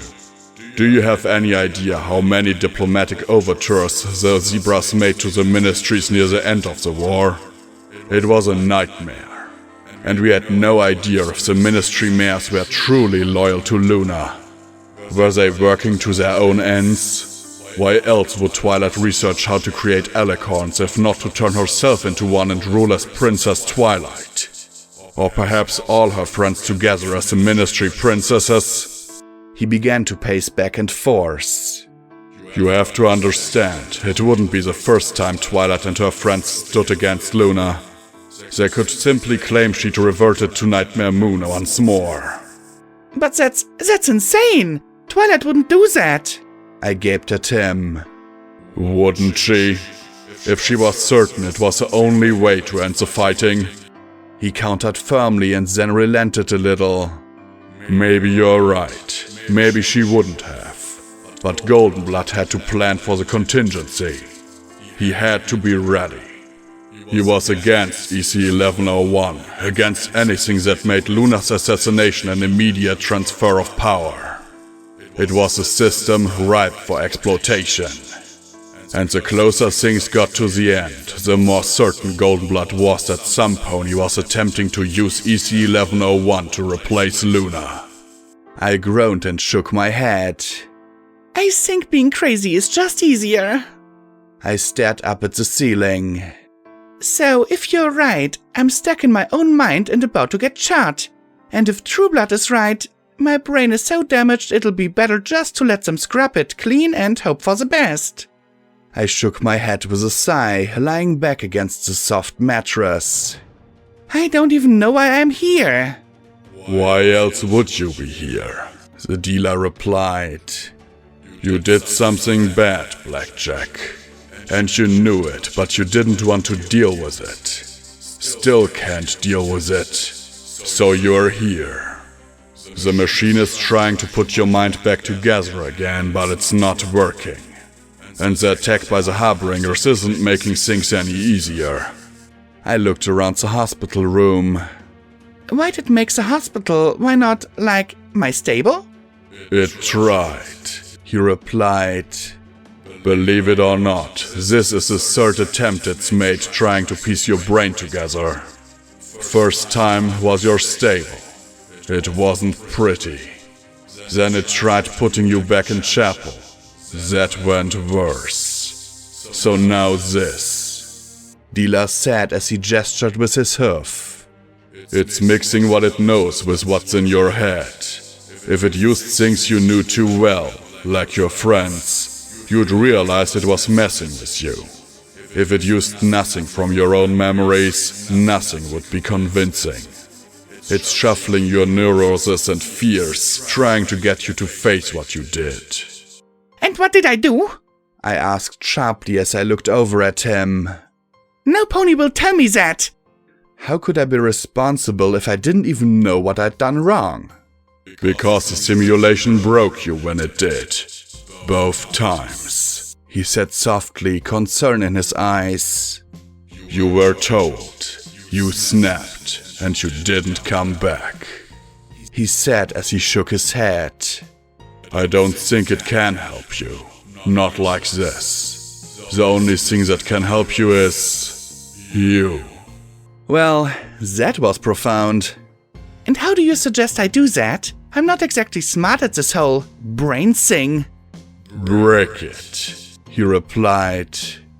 The program is trying to convince you that this is real. Push it. When it snaps, you should have your opportunity. After that, he gave a tiny shrug and a sigh. It's all I can think of. Well, it was more than I could think of. I smiled a little. Oh, well, I should be able to manage that. I'm good at making a mess of things. Like Harbingers. The simulation is taxed to capacity. If you can get the program to fault, it will become unstable. If it becomes unstable, you'll have a very thin window to try and fix yourself. He looked around. If I'm not mistaken, it's already faulted twice and resetted simulations, just not enough to completely destabilize it. You just need to give it that extra push. So, you want me to break the program that's holding my mind in the hope, the chance it'll get me out of here? I asked, arcing my brow. He nodded once and I sighed, shaking my head. What if I don't believe you? What if this is real? Then you can't break it. In which case, make the best life you can. But I think you know better, Blackjack. You're not Go Fish. This isn't your world. I lay back, suddenly fighting tears. I saw Mom again, dealer. I mean, she's alive here, and sure, my life is messed up, but maybe I can fix it. Maybe I can make it right. But no matter how I closed my eyes and tried to make it feel true, it didn't. I thought how flat Octavia's music had sounded, how the time just blurred together. The odd little lapses and the two visions with Fluttershy and Jetstream. I'd known the flavor of carrots and apples, but I'd never eaten celery before. Was that why it had no taste? It could simulate sights and images from the hospital or things I remembered, but not things I didn't know. I sniffed, turning my head away. This place isn't real, Blackjack, he said quietly, putting his hoof on mine. I know, I whispered. But that didn't stop some part of me from wishing it was.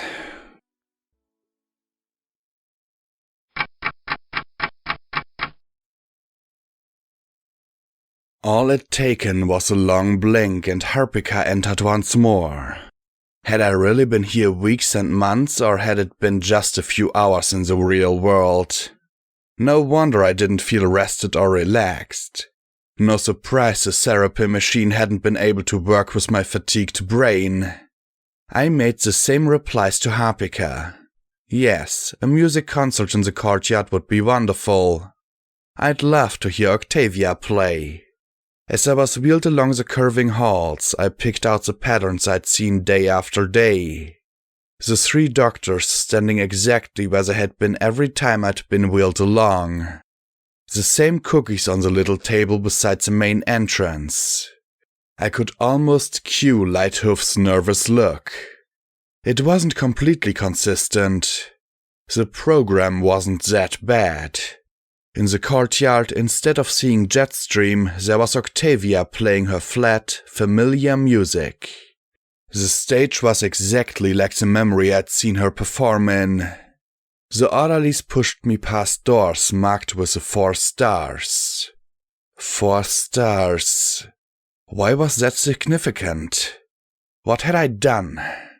I remembered fighting in the Yellow River camp.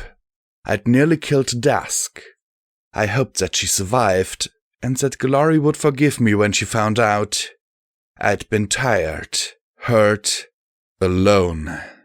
I was running on horror and hate and hurt away from more people I'd damaged simply by being around them.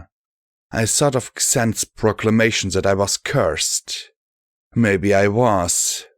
I'd found a hole on the yellow hillside to the southeast of the camp. It'd been some sort of half-finished construction site. 4 stars transportation. There'd been a rail tunnel nearby, but I'd avoided that. Inside the construction site had been a dead end. A heavy door marked with 4 stars. Heavy, like stable heavy. No numbers though. No navigation tag on my pip-bug either to give me a clue. I'd tried to open it with EC1101, but it hadn't worked. Then, I'd been attacked? Seekers in the rain? It'd been twilight. I hadn't seen them well. It had been a short and nasty fight, but I'd killed them all with my steel hoofs. Smashed them in the rain. And then... what happened? I'd killed the Seekers and then... something. Was that why I was here? That's something I couldn't remember? I looked at all the books on the shelves, the pictures on the desk, even Trueblood's behavior. Well, Go Fish, how are we today? The maroon unicorn inquired as if everything was just fine. Exactly as he had every day. I wondered if whatever doctor had used this office had said that same patronizing line over and over, or if the programming just made it sound that way. So, how to break it? I couldn't just accuse Trueblood of being an illusion. He just sent me back into the little filly room. I needed a smart pony here. Some pony that could figure out a way to break a machine that was all data and magic lights.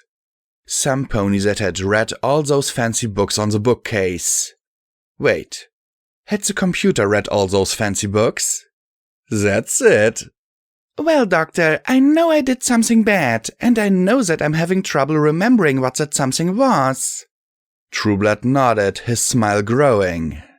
And I also know that I keep hurting ponies, and I don't know why. I'm sometimes not even aware I'm doing it. Yes, Blackjack, that's why you're here. So that you can remember what you did and come to terms with it and prevent it from happening again, he said softly. I bowed my head. You can unlock me, Doctor. I'm not going anywhere. Because you're right, I do need help, I said with a small smile. I won't cause a fuss anymore, I promise. He looked worried at my change in attitude. I sniffed as I leaned back in the chair, feeling the tears run down my cheeks. And I want you to help me, because I don't know how to help myself anymore.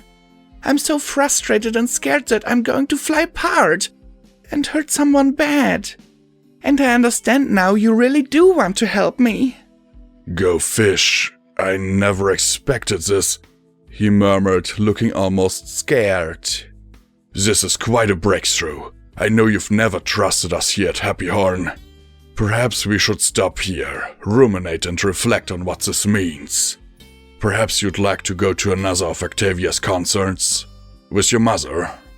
I really would like that. I sniffed and I shook my head slowly. Even if it wasn't Octavia. Even if it wasn't Mom. I still wanted it. No, Doctor, I only want you to do one thing. Please, it will help a lot, I said as I sat there.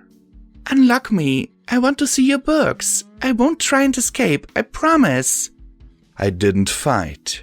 I didn't jerk against my restraints. I simply waited. The room gave a momentary flicker. Then his horn glowed and he carefully removed my restraints. I rubbed my legs.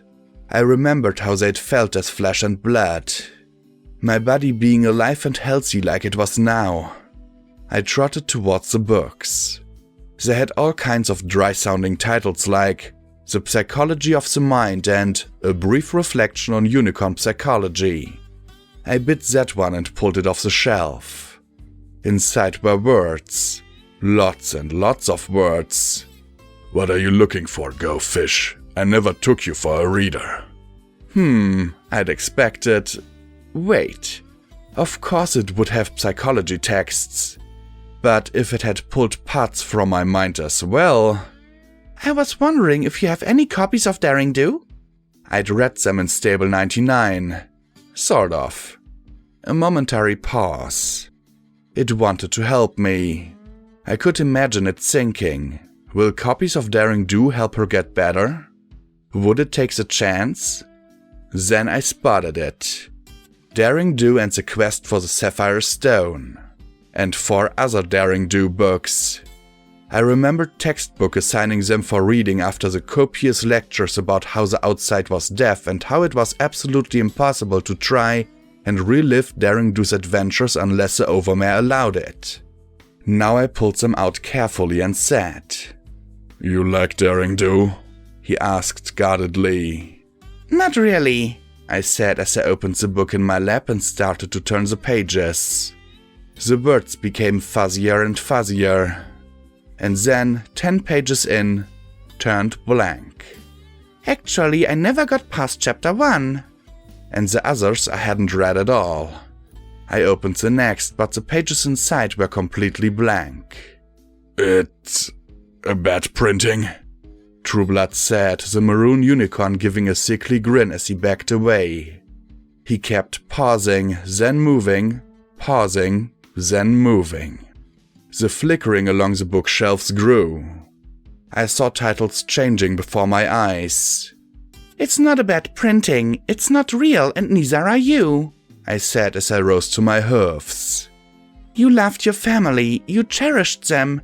Can you tell me anything about them? Did you take your sons to hoofball? How about their favorite book? Did your wife cook? Who did the dishes?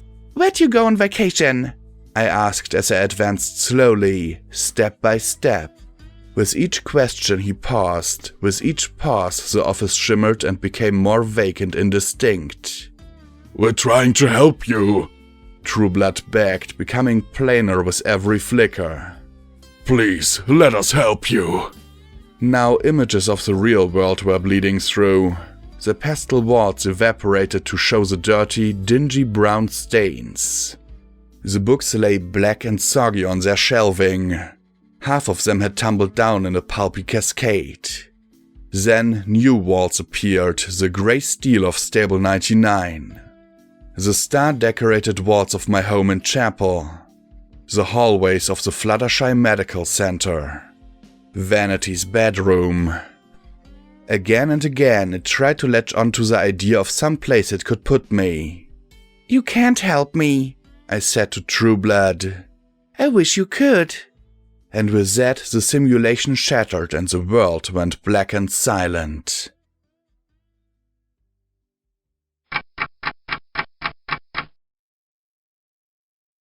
Once more I was in darkness, but this wasn't simply an absence of sight. This was an absence of anything at all. Hello? I asked softly. No echo, but I thought I heard something in the darkness. I cast my light spell and a tiny white star blossomed to life above me. It illuminated the cracked asphalt under my hoofs. My eyes took in the words painted there long ago. Mercy. I was on a bridge in the middle of space. I couldn't hear water flowing nor feel the slightest stir of air. But I wasn't alone in the vast nothingness. Something shimmered in the air by the rusty, battered rail. Hello? For a moment the shimmer condensed and solidified. The sparkles covering it grew. Why won't you let us help you? A voice asked. Maybe a filly, maybe a colt. It was a small voice, though. We cannot devise a therapy simulation that will help you. Slowly I looked at it and imagined Scotch tape. The shimmers and sparkles turned green and blue, and then the image of my young friend appeared. She sniffed, rubbing her teary eyes. None of our requests to the Ministry of Peace have been returned, and we've paged every doctor in the directory. None have responded. We lack the necessary context and memories to create an appropriate simulated world for treating your mental illness. I must be the worst patient ever, I said as I sat down beside her. You're Happy Horn's computer. Sing? She nodded and sniffed. Happy Horn Gardens, a place to treat wartime stress disorder in patients where simple memory manipulation spells are insufficient. She closed her eyes. We haven't had an actual patient in so long. Trespassers, yes, but never a patient. And it's been so long since any of the doctors or staff have logged in. We've just been standing by, even as our notes have been failing one after the next. We're at only 12% of our original capacity. And so I came here needing help, and you plugged me in. Yes, your data interface provided a much more direct contact than usual. Normally we can only affect dreams to try to assist therapeutic techniques. With you, we were able to construct a fully integrated experience based on your memories and the recordings here at Happy Horn. Then she sighed, pouting. Except you kept seeing through it and regressing back to your self-destructive impulses. Self-destructive? I asked with a nervous little smile. I'm not that bad. Am I? Glory, grey and lovely, walked out of the shadows. You seek out situations that will expose you to ever greater harm, such as separating yourself from your friends. You associate with individuals that increase your chance of risk. You are reckless in the extreme because you are seeking your own annihilation. Even your sexual inclinations are oriented towards being excited by pain and punishment. The image of the Pegasus said pointedly. The fact is, Blackjack, you are suicidal and have been for some time. I frowned and pointed my hoof, my flesh and blood hoof, at her. Look, I was like that. I'm not anymore. I have hope and friends and stuff. I said and then suddenly flushed. And I do not get off on pain and punishment. Goddesses, she made me sound like Misty Hoofs, the stable exhibitionist. P21 emerged next to Glory, whole and steady and annoyed. Just because you think suicide is wrong doesn't stop you from wanting it.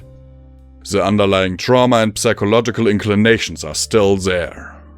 You fear sleep because of its connotations with death, because you simultaneously realize suicide is wrong and yet you desire it. Lacuna said as she drifted down from the darkness above. And you increasingly hate yourself and what you are becoming, Rampage said as she trotted out in all her glittering spikiness. Scotch tape shivered against me.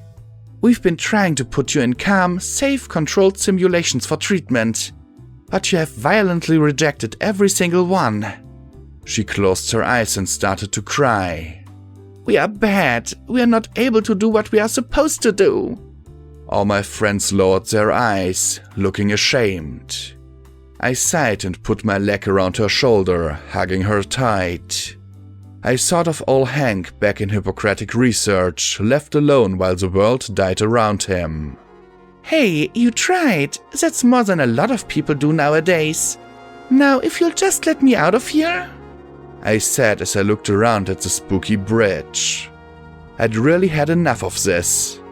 We can't, said Glory. I groaned, closing my eyes and banging my head softly against the rail behind me. Of course not. That would be simple. It's not a matter of simplicity, Blackjack, P21 said gravely. Our previous analysis of your personality has proved accurate. At the end of every simulation, you pursued self-destruction. If we release you in this state, you'll kill yourself, Lacuna said solemnly. Every simulation and prediction we've run assures it. You will kill yourself or allow another to do it for you. The purple alicorn folded her wings, looking out at the darkness. We exist to help patients, even if it is against their wishes to be helped. We cannot release you like this, Scotch Tape sniffed as she looked up at me, her green eyes shimmering with tears. We have to help you. That's what Happy Horn is for. Helping. I sighed and then stood. I walked to the edge of the section of bridge I could see. There's ponies trying to kill me in the real world, so I supposed I was damned either way. Hospital security is attempting to hamper their search however we can, Lacuna said. However, it appears inevitable that they will fully occupy the facility in... And the purple alicorn suddenly stiffened. She threw back her head as if to scream, then exploded in a cloud of purple motes. I stared where she'd disappeared. What the hell was that? I knew she hadn't been my friend, but still. Her note was destroyed, Scotch Tape said softly. You mean you can die? I gaped at the olive filly, who smiled sadly and nodded. Okay, maybe it wasn't technically deaf, but destroyed was still destroyed. Okay, no more time to waste. If you won't let me go till I'm better, then I'm going to have to get better. I trotted across a patch of bridge towards the other side. Far in the distance, I could make out another tiny pool of illumination. What's that? We don't have a running simulation, Rampage said as she stepped up beside me with a little smirk. There aren't any safety guides, protocols, or predictions, so it's all a bit unknown. Your subconscious is painting these scenes and settings. We are merely projecting them back upon your consciousness. So this is your party, Blackjack, not ours. You have to be careful though, Glory added as she flew overhead. If you die here, it'll interrupt our connection and, well, we won't be able to re-establish it. You'll probably be killed by the feedback, and even if you survived that, we'd have no way to release you at all. She landed opposite Rampage. We still have some time. Perhaps we could try again, create some kind of simulation to help your therapy safely? She asked, her lips straining to maintain a hopeful smile. I looked at her, wondering about her need to protect me. Is this your personality, or are you acting like this because of me? Glory looked over at P21 and then Rampage. Scotch Tape-eyed Glory carefully for a moment. Then all four of them answered simultaneously, "Yes." I groaned, covering my face with my hoof. I should have known.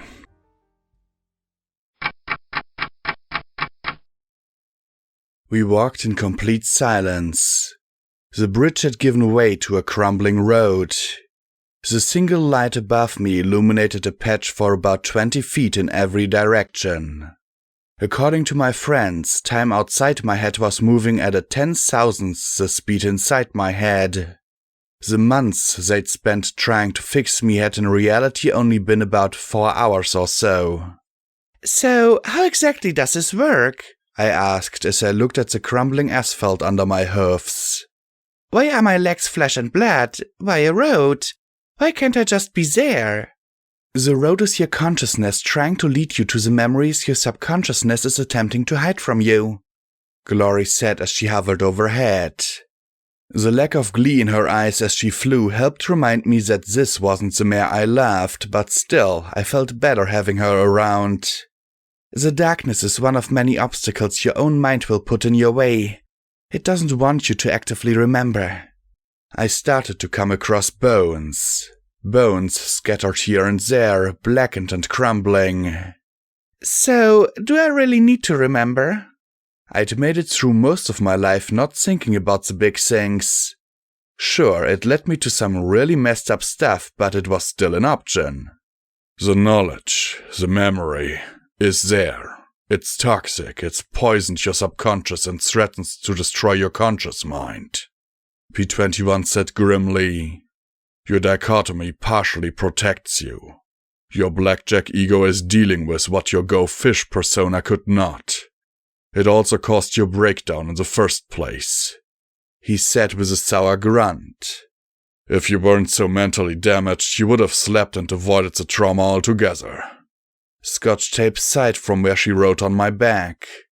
It was our hope that, in a safe simulation, we could evoke the memory into your consciousness so that you could finally deal with it. You rejected our attempts, violently, she added with a shiver. Finally, we tried to use Happy Horn in the context that you were damaged and needed our help. It was the first time ever that a simulation of the institution was more effective than one of home with family. A definite sign of the mental and emotional damage you've suffered, Glory said softly above me. As is this place, it doesn't have to be dark. Your subconscious is terrifying. How'd I get like this? I asked as buildings started to appear. They loomed like crumbling, burned-out skulls. Shattered glass in the windows caught the light from my orb and reflected it back at me like a row of 4 stars. I mean, I used to joke about my crazy. You've suffered, Blackjack. It's as simple as that, Scotch said as she put her forehoofs on the back of my neck. Over the last months, you've gone from a stable environment to being shot on almost a daily basis. It's wartime stress disorder turned up to 11. Then there were all those horrible choices you made and the ponies you've killed and… The ground under my hoofs gave a long, low rumble that sent bricks clattering down into the street. A crack split the silence and a jagged gap snapped right down the middle of the road. It looked like I didn't like this kind of therapy. Suddenly the street collapsed under me. Like a closing book slipping through my hoofs, the bottom dropped out as the sides lifted. My friends scrambled up the sliding slope and Scotch Tape shrieked and clung to my mane as I struggled to find purchase.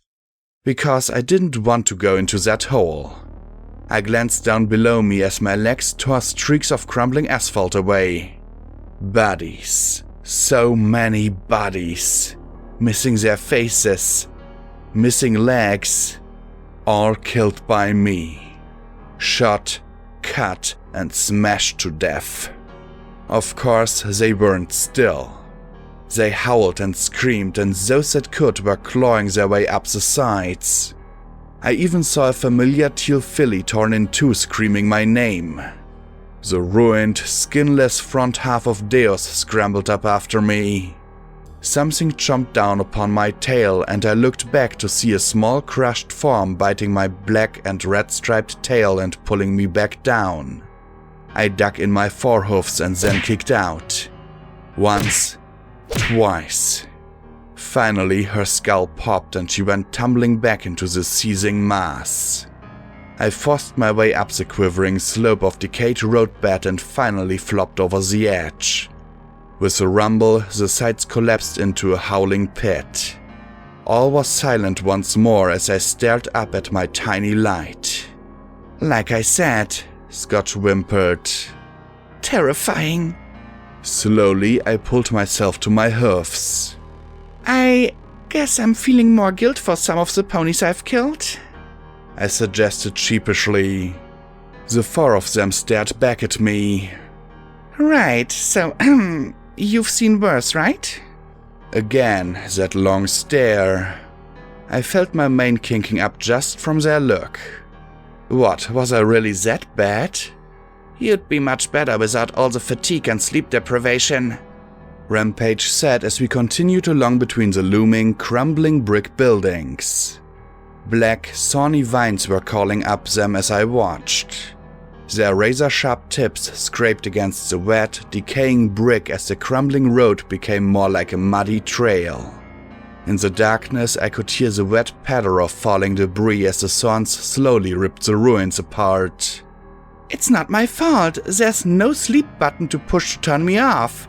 I never get tired, so I don't need to rest." Okay, maybe I needed to rest according to Glory, and every other medical pony I'd talked to. But I didn't feel like I had to sleep. I watched a skull slowly lifted by the glossy black vines, a tendril curling up out of an eye socket. Then, with a pop, it split the bone in two. I really didn't want to think about what that might symbolize. I closed my eyes. I know I'm scared to sleep, but do you have any idea how long it's been since I've had a normal night's sleep? Just sleep? No nightmares? No weird dreams of ponies killing everything around them? A long time, but you need sleep. Real sleep. Even the simulation isn't true sleep. Your brain needs time and an opportunity to recover, Glory said as she flew lower to avoid thorn-wrapped cables stretched between the buildings. Then a mare said quietly, "No, Blackjack, we need to die." I looked at Rampage, Glory, and Scotch. "Tell me that was one of you." Then Rampage was shot in the head. The bullet of a high-powered rifle tore her skull into bloody chunks of grey, white, and red. And unlike the real Rampage, this one didn't get back up again. She exploded into a cloud of white motes that evaporated into the air. Glory, P21 and Scotch all jumped behind me as I looked through the tangled bushes at the unicorn mare in black. She looked down her massive sniper rifle at me, the light of my spell gleaming off her goggles and the lens of her scope. Wait, why does my subconscious get a gun? I wanted a gun too! And like that, P21 was enveloped in Steel Ranger armor and Glory wrapped in the Black Enclave power armor. I looked up over my shoulder at Scotch Tape standing on my back wearing filly-sized combat armor. And me? I was in my blue and black Aegis security armor, complete with rearing filly on my flank. I lifted my IF-88 Iron Pony in my magical glow and grinned down at the mare in black. Okay, subconscious, time to fight. I could beat anything if I really wanted to, including myself. I charged through the muddy tangle, sending scotch tape sprawling on the road behind me, the thorns scraping at her armor as I plowed through, all while sending a rapid-fire stream of explosive shotgun shells into the mare in the black riot armor. Yellow flashes lit up the briars and crumbling ruins as I sprayed and ran blindly ahead. The mare in black disintegrated in a hail of bullets, her armor blasted to pieces. Oh yeah! Now that's my kind of therapy! I cheered. Then I arrived at where she'd fired from and found only black rubble and snapped off thorns that regrew before my eyes. Oh, please don't tell me my subconscious was smarter than me too. The briars were growing up around me. They curled around me and crawled up my tail. I struggled as I felt them begin to twist and coil through gaps in my armor. The thorns sliced thin, bleeding cuts as I fought to free myself of the mass. Did you feel brave there for a moment? Did you really think it was as easy as that? Do you think you can just pretend this away with just a juvenile fantasy? The thorns seemed to hiss in my own soft mother as I turned and started to drag myself towards my friends, who had stayed out of the nettles and crawling weeds. I felt my armor start to tear and my hide rip as I pulled myself back along the way I'd come. The IF-88 was left in the weeds, rusting in moments, ripped to pieces in seconds. All I could do was walk as the thorns tore at me and ripped at my flesh. I was an idiot. I deserved this, but I couldn't just stop. Pieces of armor and self were torn away, but I was almost there. Almost. A tangle of thorns fell over my head, the spikes ramming into my eyes and tearing them out as I struggled the last few steps. Finally, I collapsed, broken and bloody and screaming as I crumbled on the muddy road. This is what you are, Blackjack.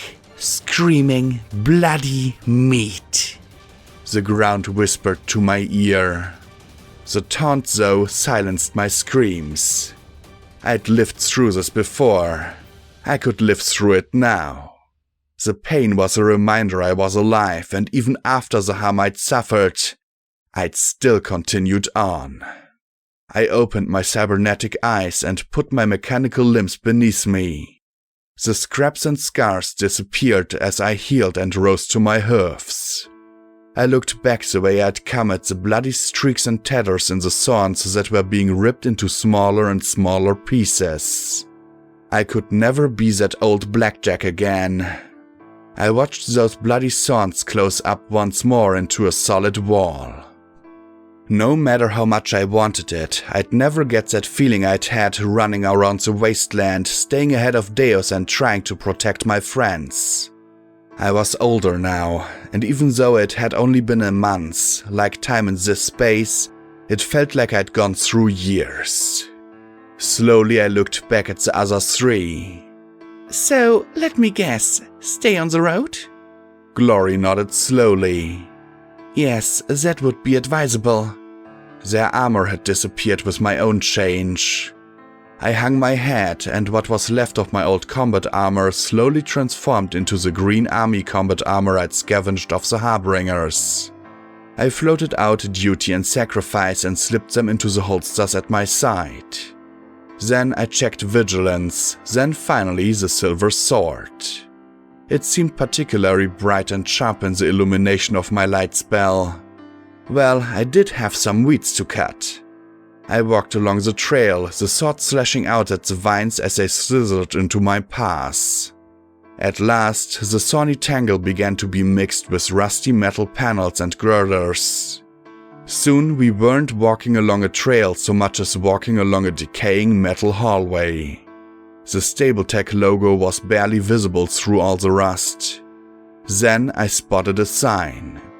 Trust in the Overmare, she is our great protector. Welcome home, Blackjack. The familiar metal walls hemmed me in as we walked onward. So, bring it on, Brain. What are you going to do? Throw the smell of chlorine at me? Let me hear the sounds of Deus ripping things apart? Midnight screaming murderer at me? Bring it on!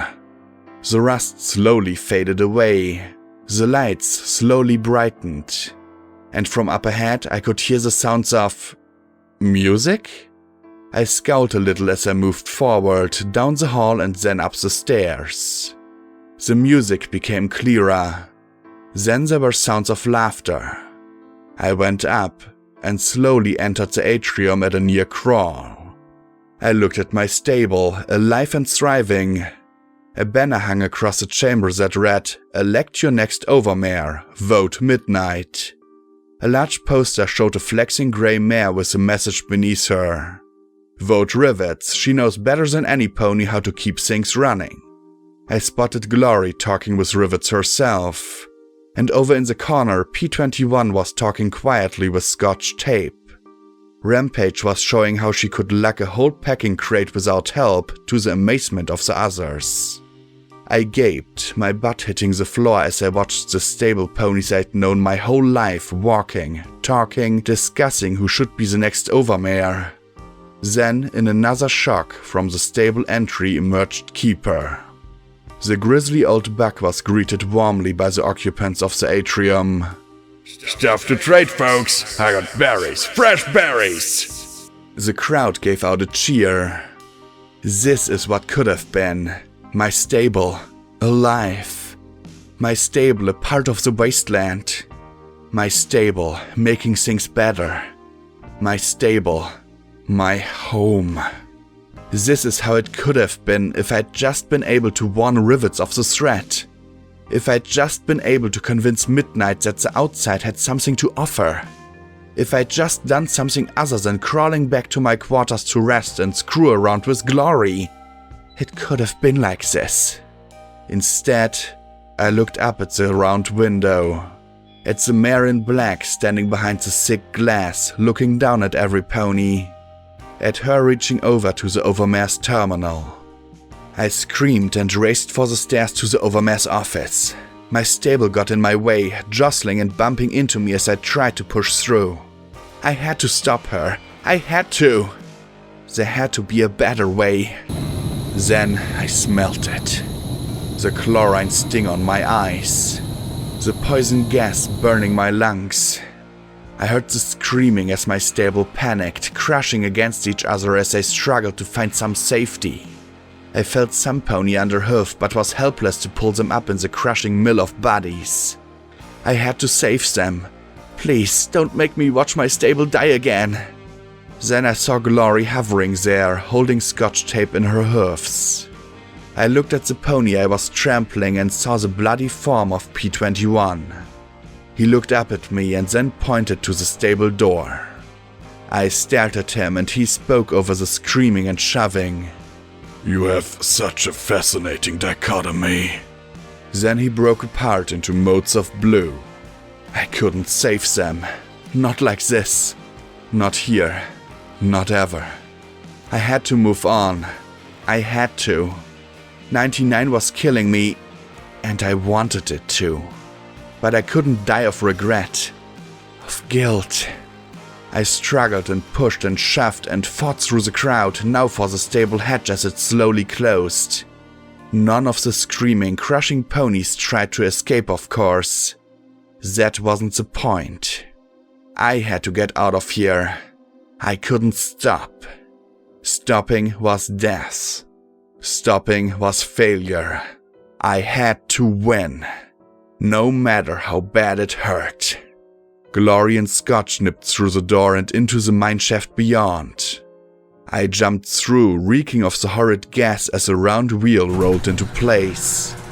Murderer echoed on and on in my ears. I clenched my eyes and curled up on the far side, shaking as I pressed myself against the door. I thought I'd put it behind me. I thought I'd dealt with it. And I had. Superficially. I'd buried it. I'd blamed myself, then I'd stopped short of holding myself responsible. Responsible means answering to some pony. Who did I answer to? I drew vigilance, pressed it to my temple as I closed my eyes. How in Equestria could I atone for so much when I couldn't atone for one? I had to be held responsible. I did. Responsibility isn't punishment, Blackjack. I let the shaking gun fall away and looked at my remaining friends through my tears. I guess I really am that messed up. The barrel gleamed as I cradled the weapon in my hoofs, tears beading up on the metal. It was wrong. It was so very wrong. But I wanted it so very, very badly.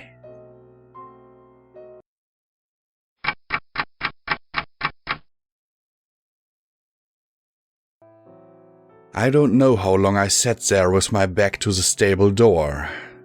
I guessed time didn't matter in a place like this. Glory and Scotch Tape sat by me, both looking scared to say anything that might push me over the edge.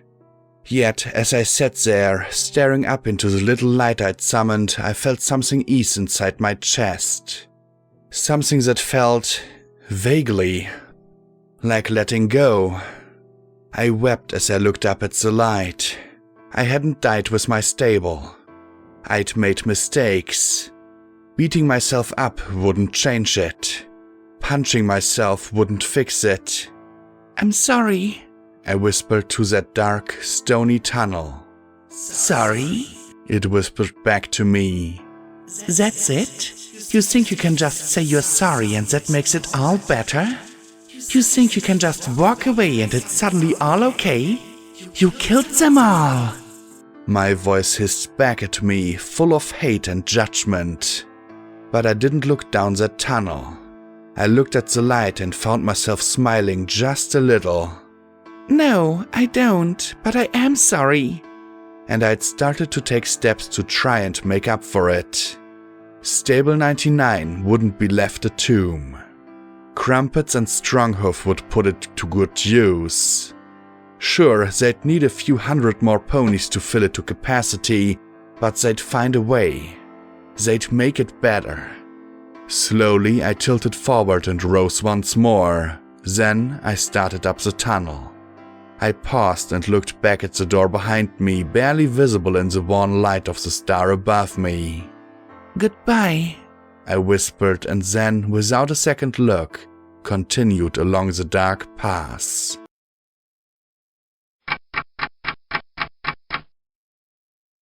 To be honest, all trauma aside, your mind has suffered rather significantly from other sources as well. Memory ARP abuse, magical memory intrusion, even 2 previous interfaces with an outside system, Glory said as we trudged down the rocky tunnel. It looked like it was a cross between something out of Brimstone's Fall and the tunnel leading down to my stable. It felt like it'd been hours since I'd put my stable behind me, but we were making fair progress. Okay, I hoped we were making fair progress and not going in circles. Optimism was important. And let's not even begin to talk about the physical damage incurred from alcoholism and repeated cranial impacts and… Then I thought about what she'd said. Wait, previous interface? Twice? The grey mare nodded. I knew the professor had done it once. You mean some pony plugged into my brain between then and now? Yes. She nodded gravely and then screwed up her face. From our analysis, they downloaded various audio-visual displays that were projected when your active vision and auditory systems synced up with the recording. Similar to what you witnessed during times our simulation was stressed. I just blinked at her and the Pegasus smiled and simplified. We threw in recordings from our own memories sometimes when we didn't know what else to do. I started to speak, then thought instead. Would these projections… what would they look like? Scotch looked from Glory to me before answering. They would resemble transparent image of the original recordings. I thought of the ghosts I'd seen in Hippocratic research and… Ol' Hank. He'd been in the elevator shaft in time to catch me when I fell. I didn't blame the old machine. Some pony else had been using him. But still, I felt unclean. So they messed with my mind. I groaned and closed my eyes. Was this how Lacuna I felt? Having your sense of self messed with by others for their own ends? At the least, the hospital was trying to help. My brain is not some pony's frigging playground!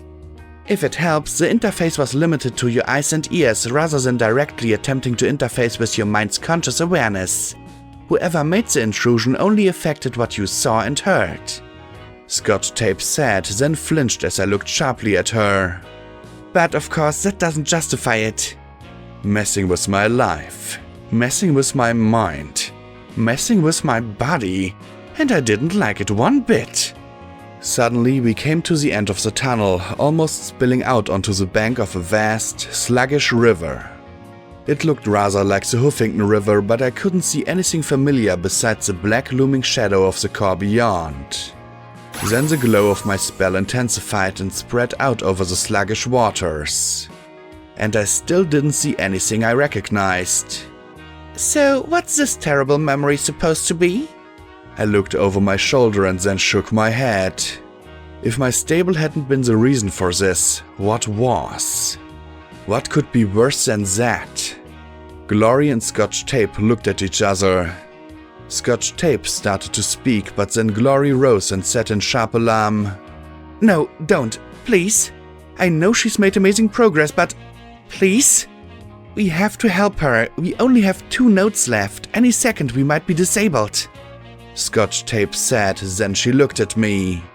Glory cringed as if bracing for a blow. Blackjack, what do you remember happening at the construction site? I looked nervously at Glory, but I couldn't see what the big deal was. Let's see. I got to the construction site. There was a tunnel nearby. I frowned as I looked at the murky waters. There were seekers coming out of the tunnel and... The river began to gurgle and slosh, forming eddies and loops as the smell of stinking rotted meat filled the air. Rain, cold and heavy, began to fall as we stood there on the bank. We fought. I killed them. Was that it? I thought about the battle in the construction area. Tense. My EFS was going crazy. I'd been seeing things in the fights that weren't there. I'd kept imagining Zebra commandos moving for a sniping shot, expecting an anti-machine round into my head or back. You fought and killed them, Glory said with care, as if afraid her words would cause me to shudder. And then? Then there were more, I think. I turned back to the tunnels I'd emerged from, but now it was different. It was lined with cinder blocks and had rusted hunks of machinery around it. In the tunnel was a door with those stars, and... Suddenly from the river came an immense detonation of water, the ground shuddering, heaving, and sending me flat on my face beside the rancid flow. The surface foamed and lapped as immense dark shape exploded from the depths. Frothy brown water poured forth as it screamed, groaned, and boomed across the dark waters. It slowed its forward motion, churning up the bank as it gouged its way up the mud and rocks to stop in front of me. I stared up in shock at the water sheeting over the rusted ladders on the bow. HMS Celestia. Okay, my mind was getting creative again. Behind the massive twisted hulk of the battleship was another. And another. A trail of shipwrecks leading across the dirty, stinking depths. I licked my lips nervously as the steel groaned and muttered. Well, I guess that kinda counts as a road, doesn't it? Glory lifted Scotch Tape up. I hauled myself over the bow. The rain hissed off the rusting superstructure as we moved along buckled decks. Thick gun barrels pointed silently out into the darkness beyond, streamers of muck and filth dangling from them like tattered banners. From below came screams and cries for help, and I could see ponies moving back and forth in the distance or struggling in the current. Save them all! The river seemed to hiss around their cries. Was there something wrong with me in that I really hated my own mind almost as much as I hated the car itself? As I looked along the trail of wrecks, I saw the distant green glow of the city. If there was a source for all this, it had to be there. I looked back at the wet purple and blue manes of my friends, of the computers that had taken the roles of my friends, and gave them an encouraging smile.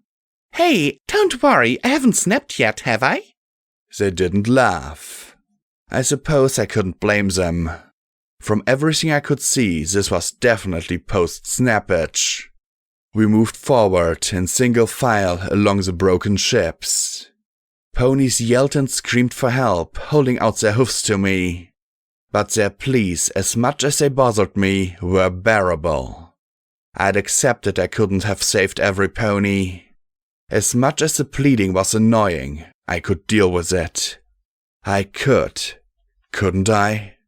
It seemed as if my mind were figuring that out too. The cries faded as we went along, leaving only the hiss of water on rusted metal. We moved from the Celestia past the gaping hole I'd blasted in the ship and onto the HMS Luna. I really couldn't tell the difference between the two. Then we reached another boat. Nowhere near the size of the two immense battleships. Its stern rested on the bow of the Luna, and its front had punched clear through the hull of another huge ship. After that, I'd be at the core. I'd just have to go through this boat to the far side. Easy. Except that this boat was a seahorse. No way! No friggin' way! I said as I backed away. I'm not going in there. I'll be raped. Or you'll be raped, or... Fuck! I shouted, feeling my rear end burning just from the memory. We'll find another way. You can fly us up. Even when I weighed too much to carry. I'll fucking swim! Same problem. I tried to assert my will to make this crazy place do something I wanted for a change. Nothing. The river churned even more, the boats and ships beginning to roll back and forth. If they sank... Oh, I hated myself. Glory and Scotch Tape looked at me sadly. Do I have to? Please, I don't want to go in there. I don't want to be in that place again. Being crazy was preferable to being in there. You're a victim. You're still a victim. You're going to be one again. Or someone you love will. You set your rapists free. You created more victims, just as guilty as they are. I'm sorry, Blackjack, Scotch Tape said as she came up and hugged my foreleg. Glory trotted up on my other side and leaned against me as well. This is what a suicidal mind is like. It wants you to balk and hesitate so it can tear you down. You're your own worst enemy here. There must be another way, I said, feeling my nethers burn in memory. It was going to happen again. It was. As certain as I was of anything. Then Glory smiled and kissed my cheek. We exist to help you however we can, Blackjack. I'm glad you gave me one more chance to help. And then she pulled away. There was a momentary flicker, and suddenly I was staring at myself. A flesh and blood self. I looked down at myself and saw Glory's grey hide. Funny, despite my appearance, I still felt like myself. Hurry, it won't fool you long, she said as she trotted up onto the stern of the seahorse. No! Sweet Celestia, no! I screamed after her, and yet I drew short. Some internal impediment kept me from moving past the rear deck of the boat. Then I heard the cries, the sound of hammering, the sound of flesh in flesh. I clenched my eyes shut and shook, wasting the precious time. Isn't this what you did for Scotch? The green filly said softly, nudging my shoulder. It was, and damn me if I was going to waste what she'd given me. I had no idea how Pegasi flew. I'd have to walk through. I could do that.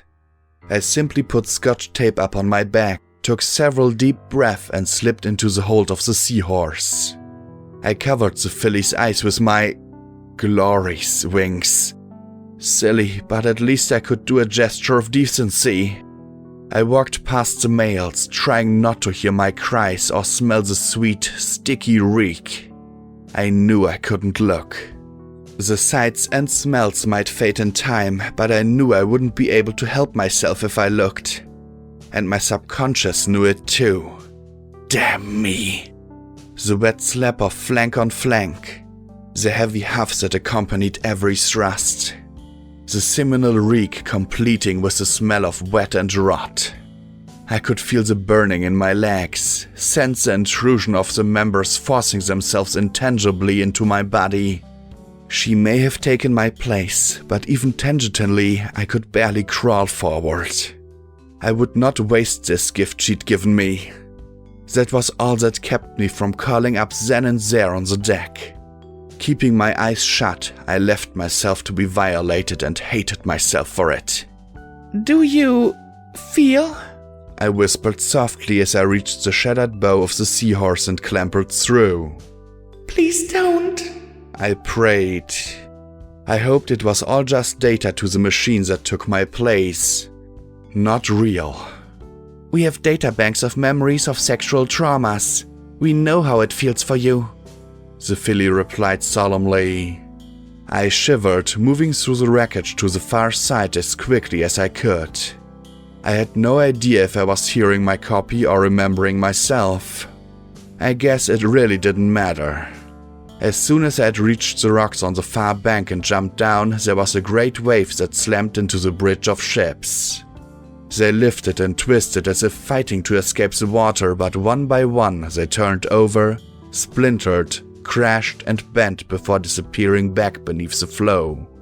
I collapsed onto the clammy rocks, the grey coat covering me evaporating in a shower of motes of light, my nethers burning in memory as I stared at the rain-speckled waters. Credit where it was due. My mind knew what it was doing. If it hadn't been for Glory taking my place, no, I would have broken right there. I couldn't help myself. I swept the filly up in my forelegs and hugged her, hiding my face in her mane. Shh, Scotch Tape said softly, sounding exactly like my mother as she patted my shoulder. It'll be all right. You're almost there. Almost where? I sniffed into her mane. What is the point of this? I asked as I looked out at the immense wall of the core. Just tell me what I did. Tell me what my latest fuck-up was so I can deal with it and move on. I begged as I looked at the green filly. But she smiled sadly and hugged me once more. Maturity shouldn't be so damned hard. I muttered. Finally, I pulled myself together enough that I could see a way in. Up the busted bank there was a door into the core itself. Where else would be a fitting place for my shadow self to dwell? The broken concrete berm crumbled as I hauled myself up the steep slope towards the gate. The rusted rebar and decaying cement shifting with every bit of progress we made.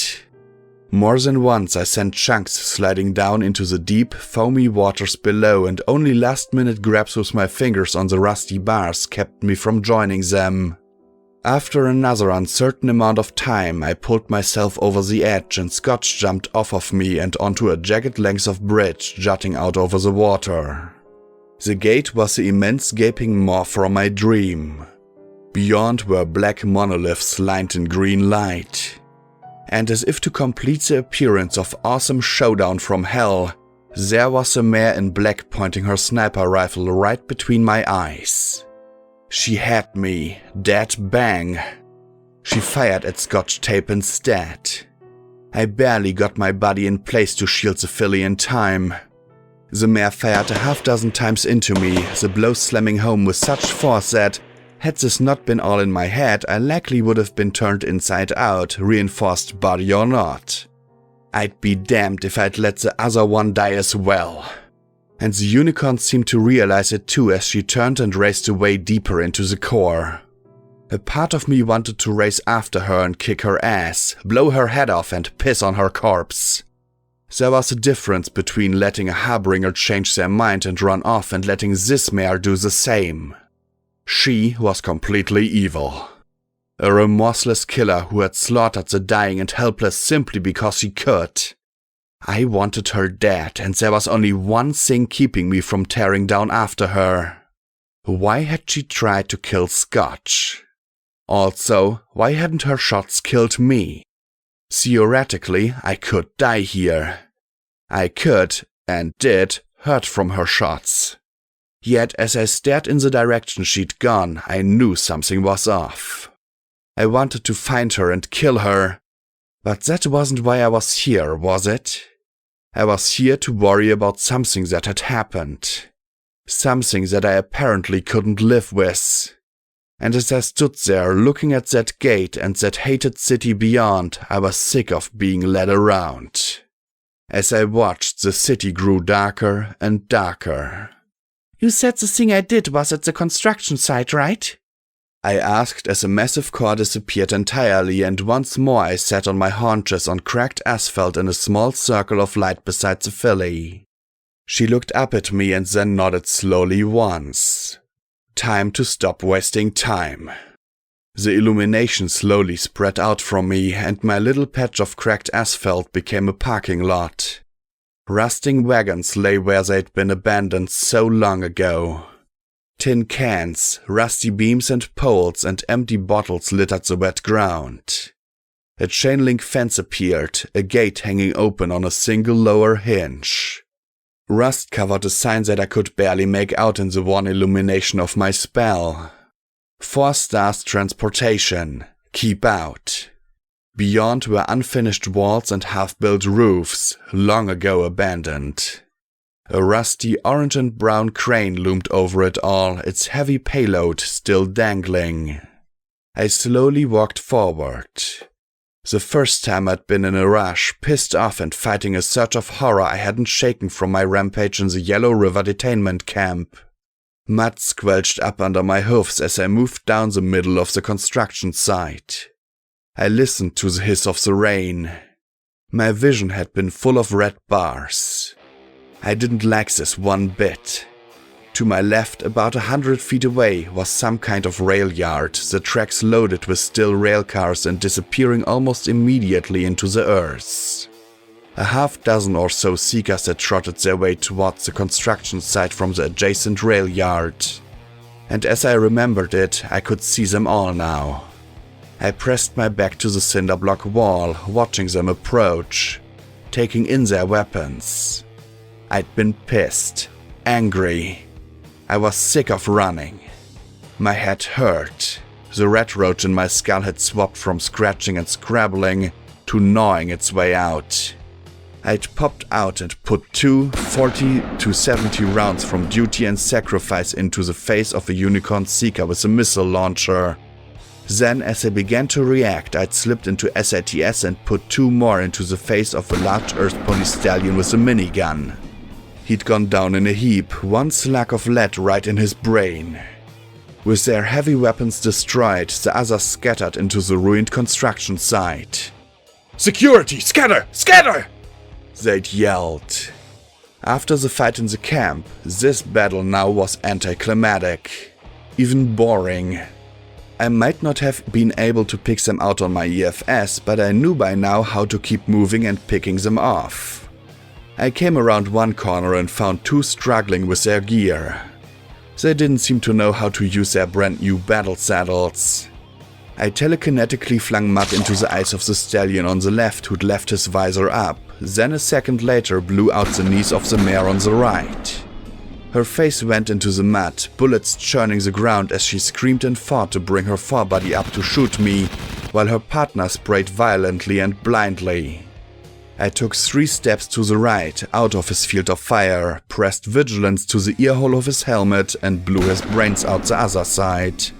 Then I stepped past the mare struggling in the mud and for good measure put 1 round in each of her back legs as well. She lay there screaming and sobbing. I patted myself on the back as I'd moved on. Wasn't I so merciful? Wasn't I so good to have not blown her brains out too? Looking at it now, I wanted to buck myself. Hard. The 5th one I found hiding behind bags of concrete that had long ago transformed into petrified turrets. I trotted right up to her cover, floated vigilance over the top and fired half a dozen times. As she'd screamed and thrashed, I trotted around the corner as neat as you pleased and with a sweep of my sword taken her head completely off. I swung the blood off the blade, watching as the watery red drops splashed against the grey stone. Then I'd been hit by a bullet. Not some honky anti-machine bullet. A 5mm round. A bite in my flank.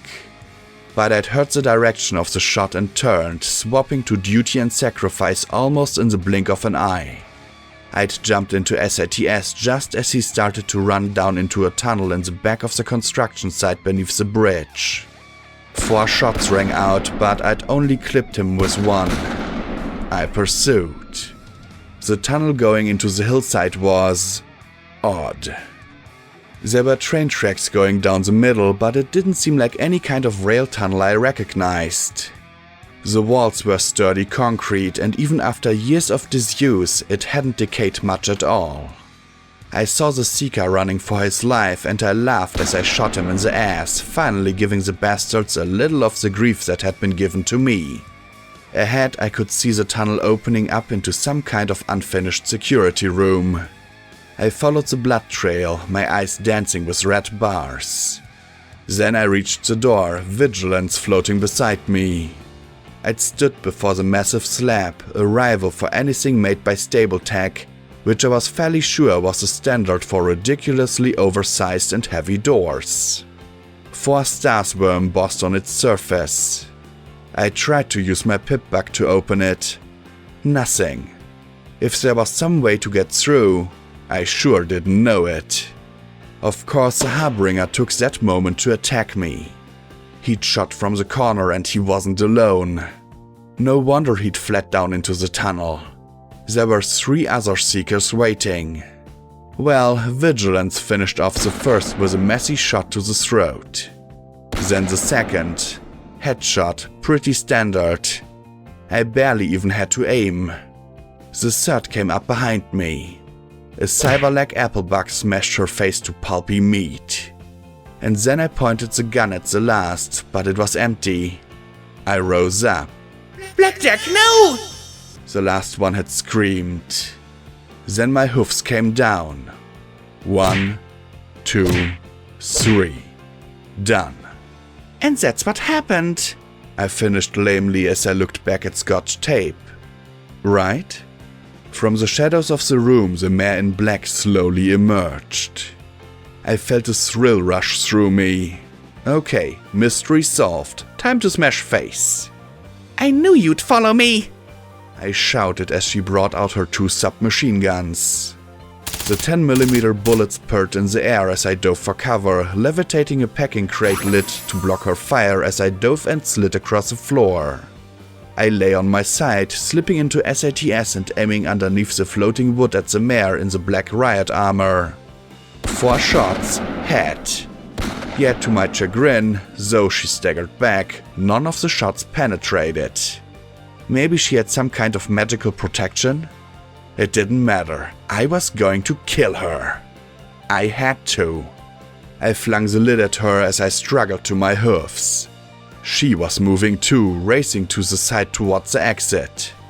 I fired the remaining rounds in the magazine wildly as I got to my hoofs. Leaning out into the tunnel, I almost lost my face to the shots she fired over each shoulder as she fled. Yet, despite this, I followed. The hot bullets bit into my combat armor, but none of them hit anything vital as I raced up the tunnel after her. I didn't want her to get enough range on me that she could bring that sniper rifle to bear. Blackjack, no! Yelled Scotch Tape, but it didn't matter. Once I'd beaten her, I'd be okay. She was the one behind this. She was the one trying to keep me from realizing the truth. I hadn't done anything wrong here after all. Whatever these computers had thought I'd done had been nothing. Maybe it was all an elaborate deception to keep me here. Whatever, no more nightmare. I leapt on her just as she exited the tunnel, my forelegs gripping her haunches. Her guns had opened a half-dozen bleeding holes in my body, but my regeneration talismans were already at work. I used every bit of crushing power in my legs to latch on. She wasn't going to get away again. Or was she? Before I could try and break her hips or blow out the back of her helmet with magic bullets, she twisted. Suddenly she was laying on her back and had all 4 hoofs against my chest. One kick and I was sent flying. Landing and sliding in the mud, I watched as she levitated out 2 more 40-round magazines for the submachine guns and loaded them simultaneously. I flung another gob of mud magically into her face, but unlike the bug, she raised a hoof to block it. Still, that was a few seconds she fired blind. I neatly crawled under the spray of fire, reloading Vigilance with armor-piercing ammunition and slipping into SATS. This time I targeted her weapons. 4 bullets transformed one of the well-maintained arms into scrap. Too bad she had 2. She raced to the side of the cover of the unfinished building and I wasted no time keeping up with her. She had rate of fire on her side. I had accuracy. She sprayed in tightly controlled bursts, keeping me constantly moving as I raced from cover to cover. I had to guesstimate when she would reload, and more than once I leapt out of cover only to get a good strafing with her bullets. The rain poured down upon us, the lightning flashing. It cast everything in terms of light and shadow. The mud slippery under my hoofs as we battled frantically across the construction site. All I wanted to was kill this mare that had invaded my dreams. Who had invaded my mind. She wasn't a part of me. She was unclean and I would remove her once and for all. I felt an opportunity and jumped out from behind a stack of barrels. She darted out 10 feet away and aimed her submachine gun. I had her. She had me. I jumped into SATS and cued the shots. Then there was a simultaneous click from both our weapons. Her horn glowed in unison with mine. But we'd suddenly found ourselves out of ammunition. In a flash, we were apart. She pulled the sniper rifle off her back. I levitated out the long-barreled revolvers and reloaded them as fast as I could. Then I was on the prowl, looking for my enemy. What the fuck was I doing? I sat down hard in the mud and took off my combat helmet. My head ached worse than ever and I pressed my cold, muddy hoofs to the side of my head. This wasn't real. None of this was real. I was lying in a mental institution, helpless, about to be killed by real threats, and here I was fighting a hallucination. I looked back at the tunnel, chewing my lip. I'd killed 4 seekers. I had. I returned to the mouth of the tunnel and stared down into it. I was a perfect sitting duck for the mare in black. You are an interesting dichotomy. Slowly I walked back down, spotting Scotch tape sitting in the corner, eyes on her hoofs. I floated out Vigilance, the gun magically reloaded. This wasn't real. I had to remember that. I stood before the door. I saw the seeker I had chased down here. This time I listened. Die, security! In slow motion, I killed him, watching him fall. First seeker. I hadn't seen her well. It was dark, even with my light spell and the fire burning in the corner. Wait, a fire? When had there been a fire? I supposed even seekers needed to warm up and get a fresh meal. There'd been bedrolls for 3. Piles of scrap and other salvage in the corner too. Movement from the second seeker. I didn't even see his face before my reflexive kicks smashed his muzzle into his skull. Had he been saying something? Third seeker. Coming out, rushing to attack me. No, rushing out to the fallen mare. She's right there in front of me as I rise up. She screams, "No, Blackjack!" I smash my hoofs down again, and again, and again. She'd been a seeker. She had. The man in black erupted out of the shadows, a wicked knife plunging for my chest. Reflexively, I drew my own sword and blocked her slash. We reared up as one, locking our hoofs together, my fingers tightening on her elbows as her fingers locked on mine. Our horns glowed, we slashed and parried and stabbed and blocked while spinning and swinging around wildly. The sword bit into her, drawing blood. The knife stepped into me. I blasted her face with magic bullets and she turned around and used my same spell against me. Blood poured down my front as I moved my fingers from her elbows to her face mask.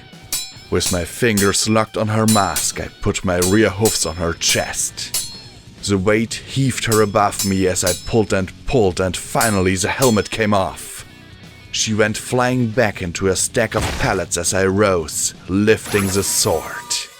I charged the distance, ready to finish it. I reared up, put my forelegs on her shoulders and lifted the sword to plunge it into her chest. Into my chest. I looked down into a mirror. Cybernetic eyes glared up at me as her lips spread wide. Go on, do it. This is what you want. This is what you fucking excel at. She spat at me as I hesitated. No, this isn't right. You aren't me. I muttered weakly as the sword fell beside me. I backed slowly away. This was a trick. It had to be. The tunnel gave an ominous rumble as I backed off and she advanced. Will you wake up and face reality? She asked, rolling her eyes. You're a butcher. You're a fucking beast. A mechanical monster of mutilation and mayhem. Rampage doesn't have shit on us. She said with a laugh as her horn lifted the sword and rested it on her shoulder. All I am is brave enough to admit it. Because I am sick of this security bullshit. It's gotten us nothing, absolutely nothing, but shot, stabbed, and really pissed off. I'm not a monster, I said slowly as I backed away. She trotted forward, step by step, tapping my sword against her neck. Bright lights glowed in the depths of her eyes as she wore the casual grin I'd lost so long ago. I save ponies. Oh, will you give it up?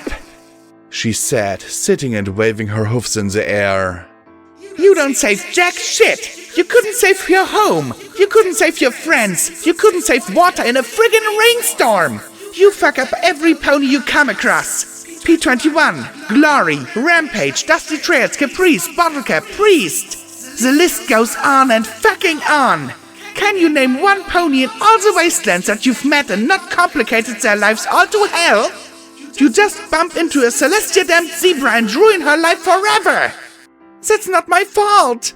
I protested. All that happened because...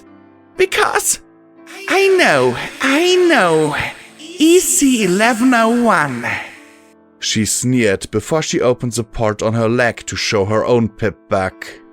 You want to know what we should have done with this? We should have left it in 10 pony. Left it with some pony who had a clue. Maybe signed on with them as a guard. But no, you had to be a fucking hero. You had to come back. You just couldn't accept that this fucking death magnet is more than you can handle. She snorted as she grinned at me. Actually, you should have just given it up to Deus. You saw he'd fucked the overmare. Make sure he took her with him and thank you very much. I finally reached the wall and clenched my eyes shut. Why are you saying this? You know I couldn't have done that. She trotted away. No, of course not. You had to have your whole little adventure, didn't you? Your little secrets and mysteries. You bitch and moan, but I notice you haven't given up. No matter how much you complain or suffer for it. She whirled and pointed a hoof at me, her voice firm and sure.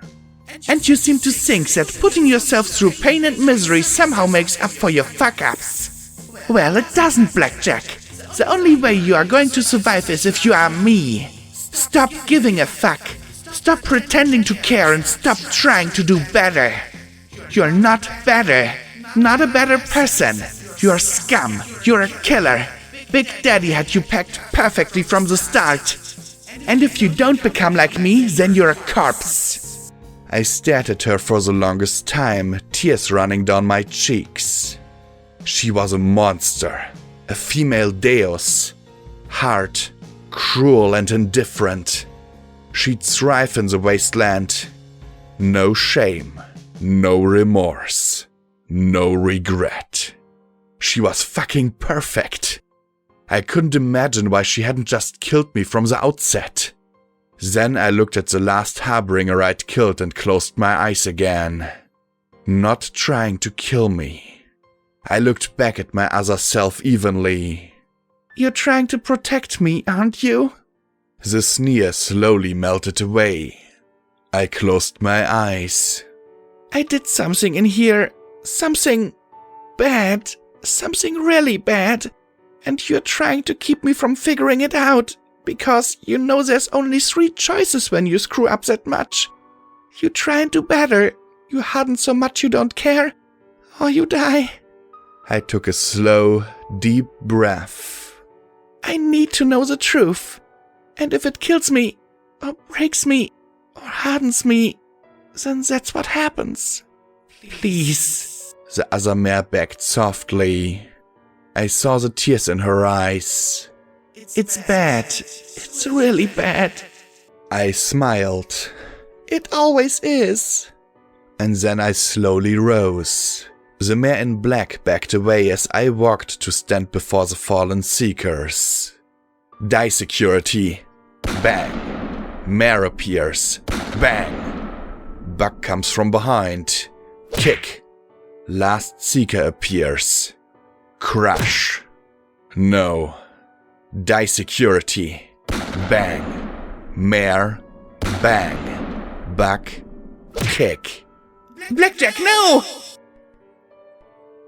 Blackjack. I lurched and staggered back, looking down at the last seeker I'd killed.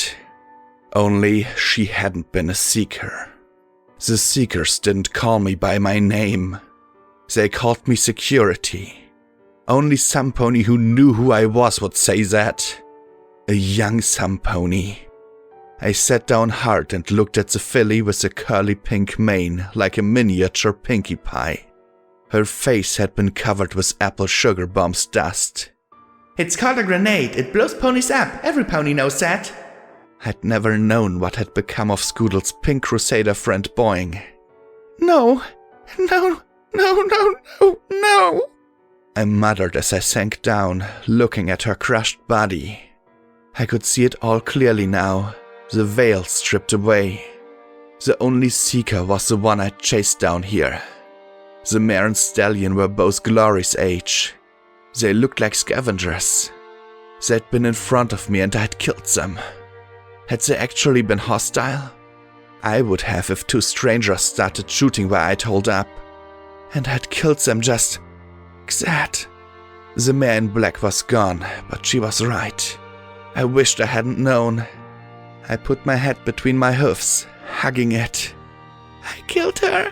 I killed her. I actually killed her. I murmured softly. Yes, you did. Scotch Tape said softly as she trotted to my side. How? I couldn't. I started to shake. Sweet Celestia. How? It happens. You'd just been attacked. You're mentally exhausted. Please don't break again. Scotch Tape pleaded as she held me tight. We've tried. I've tried to help you remember so you can face it. How the hell am I supposed to face it? I demanded and begged all at once, looking at her in anguish. How do I ever go back to chapel? How can I look Charity or any of the other crusaders in the eyes again?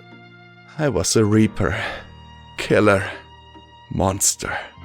I'd always been afraid that when Glory brought me back I'd been wrong, unnatural and dangerous.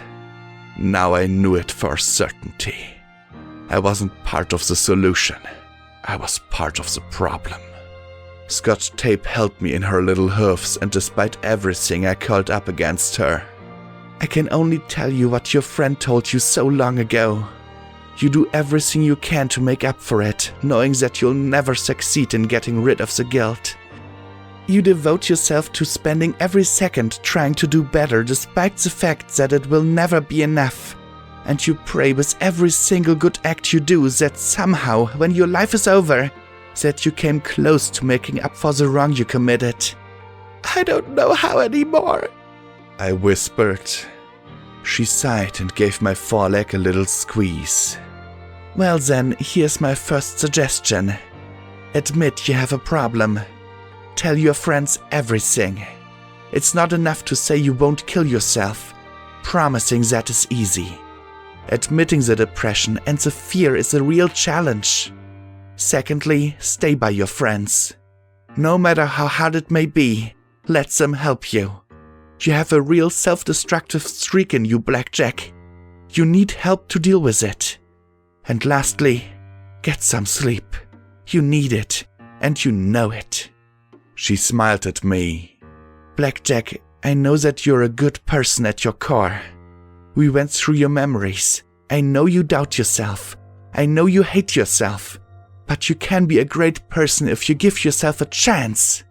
Kill the filly. Great people don't do that. I muttered. I don't know if I can live with this, Happy Horn. The chamber was fading away. We were returning to that bleak darkness lit by only my magic spell. Well, we'll find out very quickly. The darkness became my bedroom in the asylum, decayed now to match the rest of the wasteland. I saw myself lying in a filthy bed with a strange gold wire mesh covering my head. Beside me were 2 scrapped protector ponies and 3 seekers were standing by the bed. Some kind of machine blinked next to them. I'd been strapped in. A unicorn cautiously pressed a riot shotgun against my temple as she rose over me. I had a second, maybe 2, and all my problems would become moot. I deserved to die. It was appropriate punishment. Punishment is not responsibility. If any pony was going to punish me, it would be a little yellow filly in a post office. Oh, I was going to owe her every bottle cap I made for the rest of my life, if she didn't kill me first. But for that, I needed to live long enough to tell her. I could do that. Okay, I said, studying the room. I'm ready. As ready as I would ever be.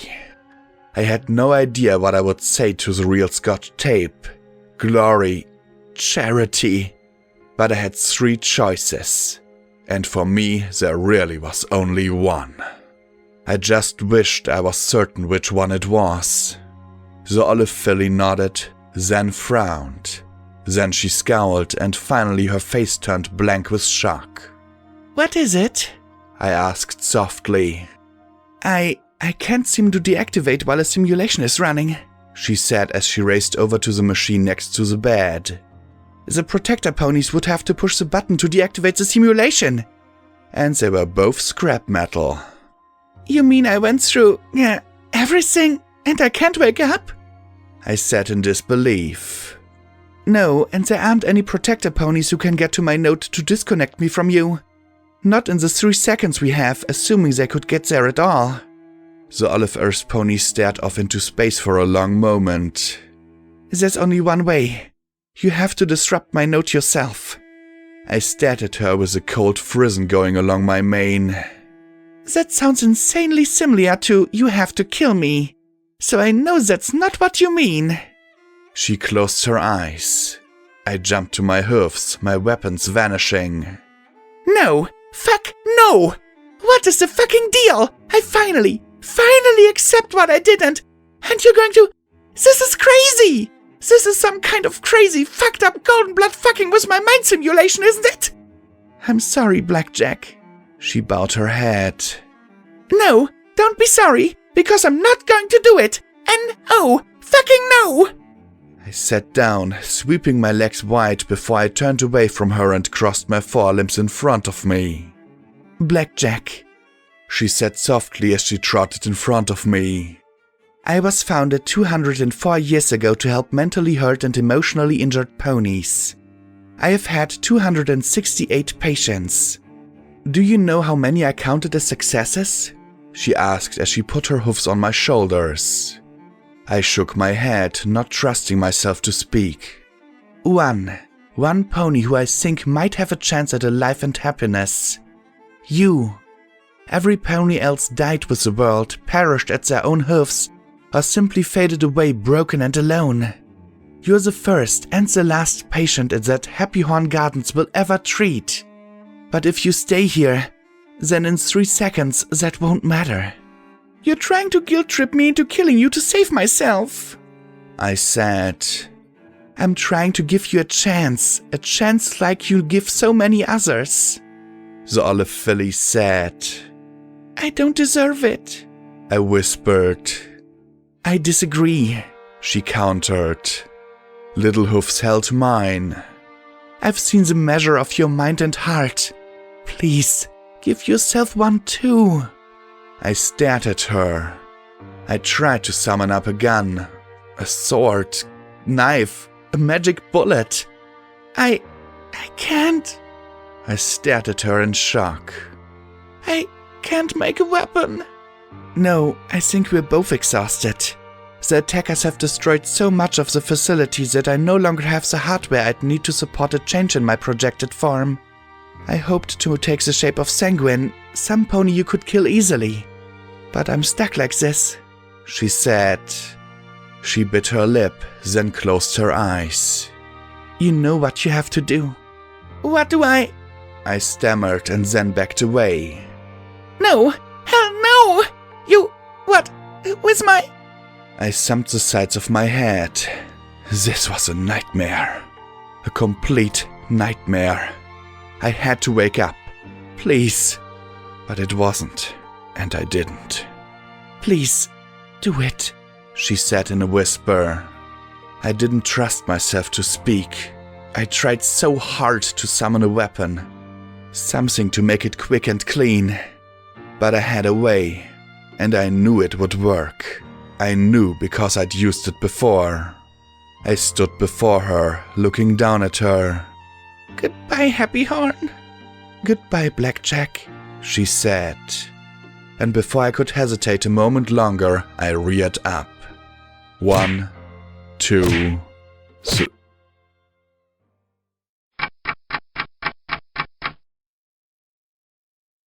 The machine beside my bed sparked, the glowing gems on the front panel blasting a curtain of multicolored sparks over me and the unicorn about to execute me. I had neither the time nor the desire to think about what I had just done.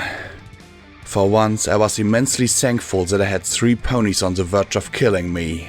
It allowed me to focus very efficiently indeed. The explosion of the equipment made the unicorn mare beside my bed back away. The barrel of the gun lifted from my temple as my eyes popped open. Fortunately, I was very used to this model of shotgun. My magic cleanly flicked on the safety even as her eyes widened in horror and she pulled the trigger. One of the other 2, an earth pony, held a 10mm automatic pistol in his mouth. All I had to do was jerk his weapon 2 inches to the side and his tongue fired the bullet meant for me into the underside of her chin. Her horn winked out as she started yelling incoherently in pain, staggering back. My magic surrounded the shotgun and flicked the safety back off, then swung it around towards the 2 earth ponies standing at the foot of my bed. The one with the automatic clenched in his jaw too late to correct his aim. The shotgun was loaded with anti-personal flechettes. The tiny needles transformed his face into blood and muscle. He got off a round as his head dipped. It bit deep in my belly, not enough to kill, but enough to hurt. Good, I needed that hurt. My second shot finished him. The other earth pony was bringing the shiny new assault carbines on his battle saddle to bear, but there was one problem. The hospital bed I was on was higher than the rifles mounted at his sides. His bullets clattered and popped off the bed frame and thumped into the mattress I lay upon. I slipped into SATS and 2 perfect shots utterly decapitated him. I remembered that pit. All the faceless, headless ponies. I magically undid the restraints holding me to the bed and rolled off. I'd seen Harpika do it so many times that it only took me a few seconds. I looked at the tiny faded Pegasi on the ceiling and the pastel fillies gamboling on the walls, and then I looked down at the rusty red discoloration on my hoofs. There was a tiny strand of curly pink mane stuck to one. I looked at the brown unicorn mare who stared up at me as she crawled and kicked her way back into the corner. The bullet had probably shattered her jaw. I moved right up to her as she started breathing faster and faster, absolutely certain that I was about to kill her. Instead, I did something worse. Something infinitely worse. I grabbed her, held her tight, and bawled like a baby for 5 minutes, bleeding all over her as my body slowly knitted. I'm not exactly sure what I babbled between racking sobs, but I'm fairly sure that if there was any doubts as to my sanity, it was immediately lost. I wept and shuddered and clung to her tightly, and she looked so stunned that she didn't even move. Finally, I pulled myself together. Sorry, sorry, I said as I wiped my nose. She just blinked as I looked around and saw my saddlebags stashed in the far corner. I carefully collected the dropped automatic. It was a sign of how shocked the wounded mare had been that she hadn't taken it and shot me in the back. Look, I know we both wanted this to go another way, right? I stood and backed away, putting on my armor and stripping what I could from the bodies. You didn't want to get shot. And they wanted me dead. So, why don't we make a deal? You didn't tell any pony I cried all over you, and I won't, tell any pony you got shot? Deal? Her bulging brown eyes rolled back in her sockets as she promptly passed out. Well, with any luck, I hadn't just cursed her with my hack of doom. I made sure she had at least one healing potion on her for when she awoke. Then I heard a click from the doorway. Sweet Celestia, how many others was I going to have to kill today? I dared a glance over my shoulder at a blue earth pony buck with 2 assault rifles on his battle saddle. He'd definitely gotten the drop on me. If I turned around, I could get him with SITS and magic bullets. Maybe. But something was different as he stared at me. Something familiar and yet utterly out of place. His eyes widened as he looked at my... Was he checking out my butt? My cyber legs? He wasn't grinning though. If anything, he appeared horrified. I'd never seen him before, but he seemed to know me beyond being the mare he was supposed to kill. Nails, hey! Did you find it, Capper? Some pony yelled from next door. He just stared at me for the longest moment, then backed slowly out into the hall. He tried to speak, but his voice cracked. Then he swallowed. No, I just saw her go out the north entrance, he yelled in a high, tense voice. Fuck, are you sure? We'll never find her if she gets into the mire. Shit! The other stallion swore, starting to whistle. I heard sounds of hoofs the floor above me and out in the courtyard. He just looked at me and then trotted to the unconscious unicorn. Slowly, he heaved her onto his back. Why help me? I asked, but he didn't answer. On his way out, he paused in the doorway. He glanced over his shoulder at me.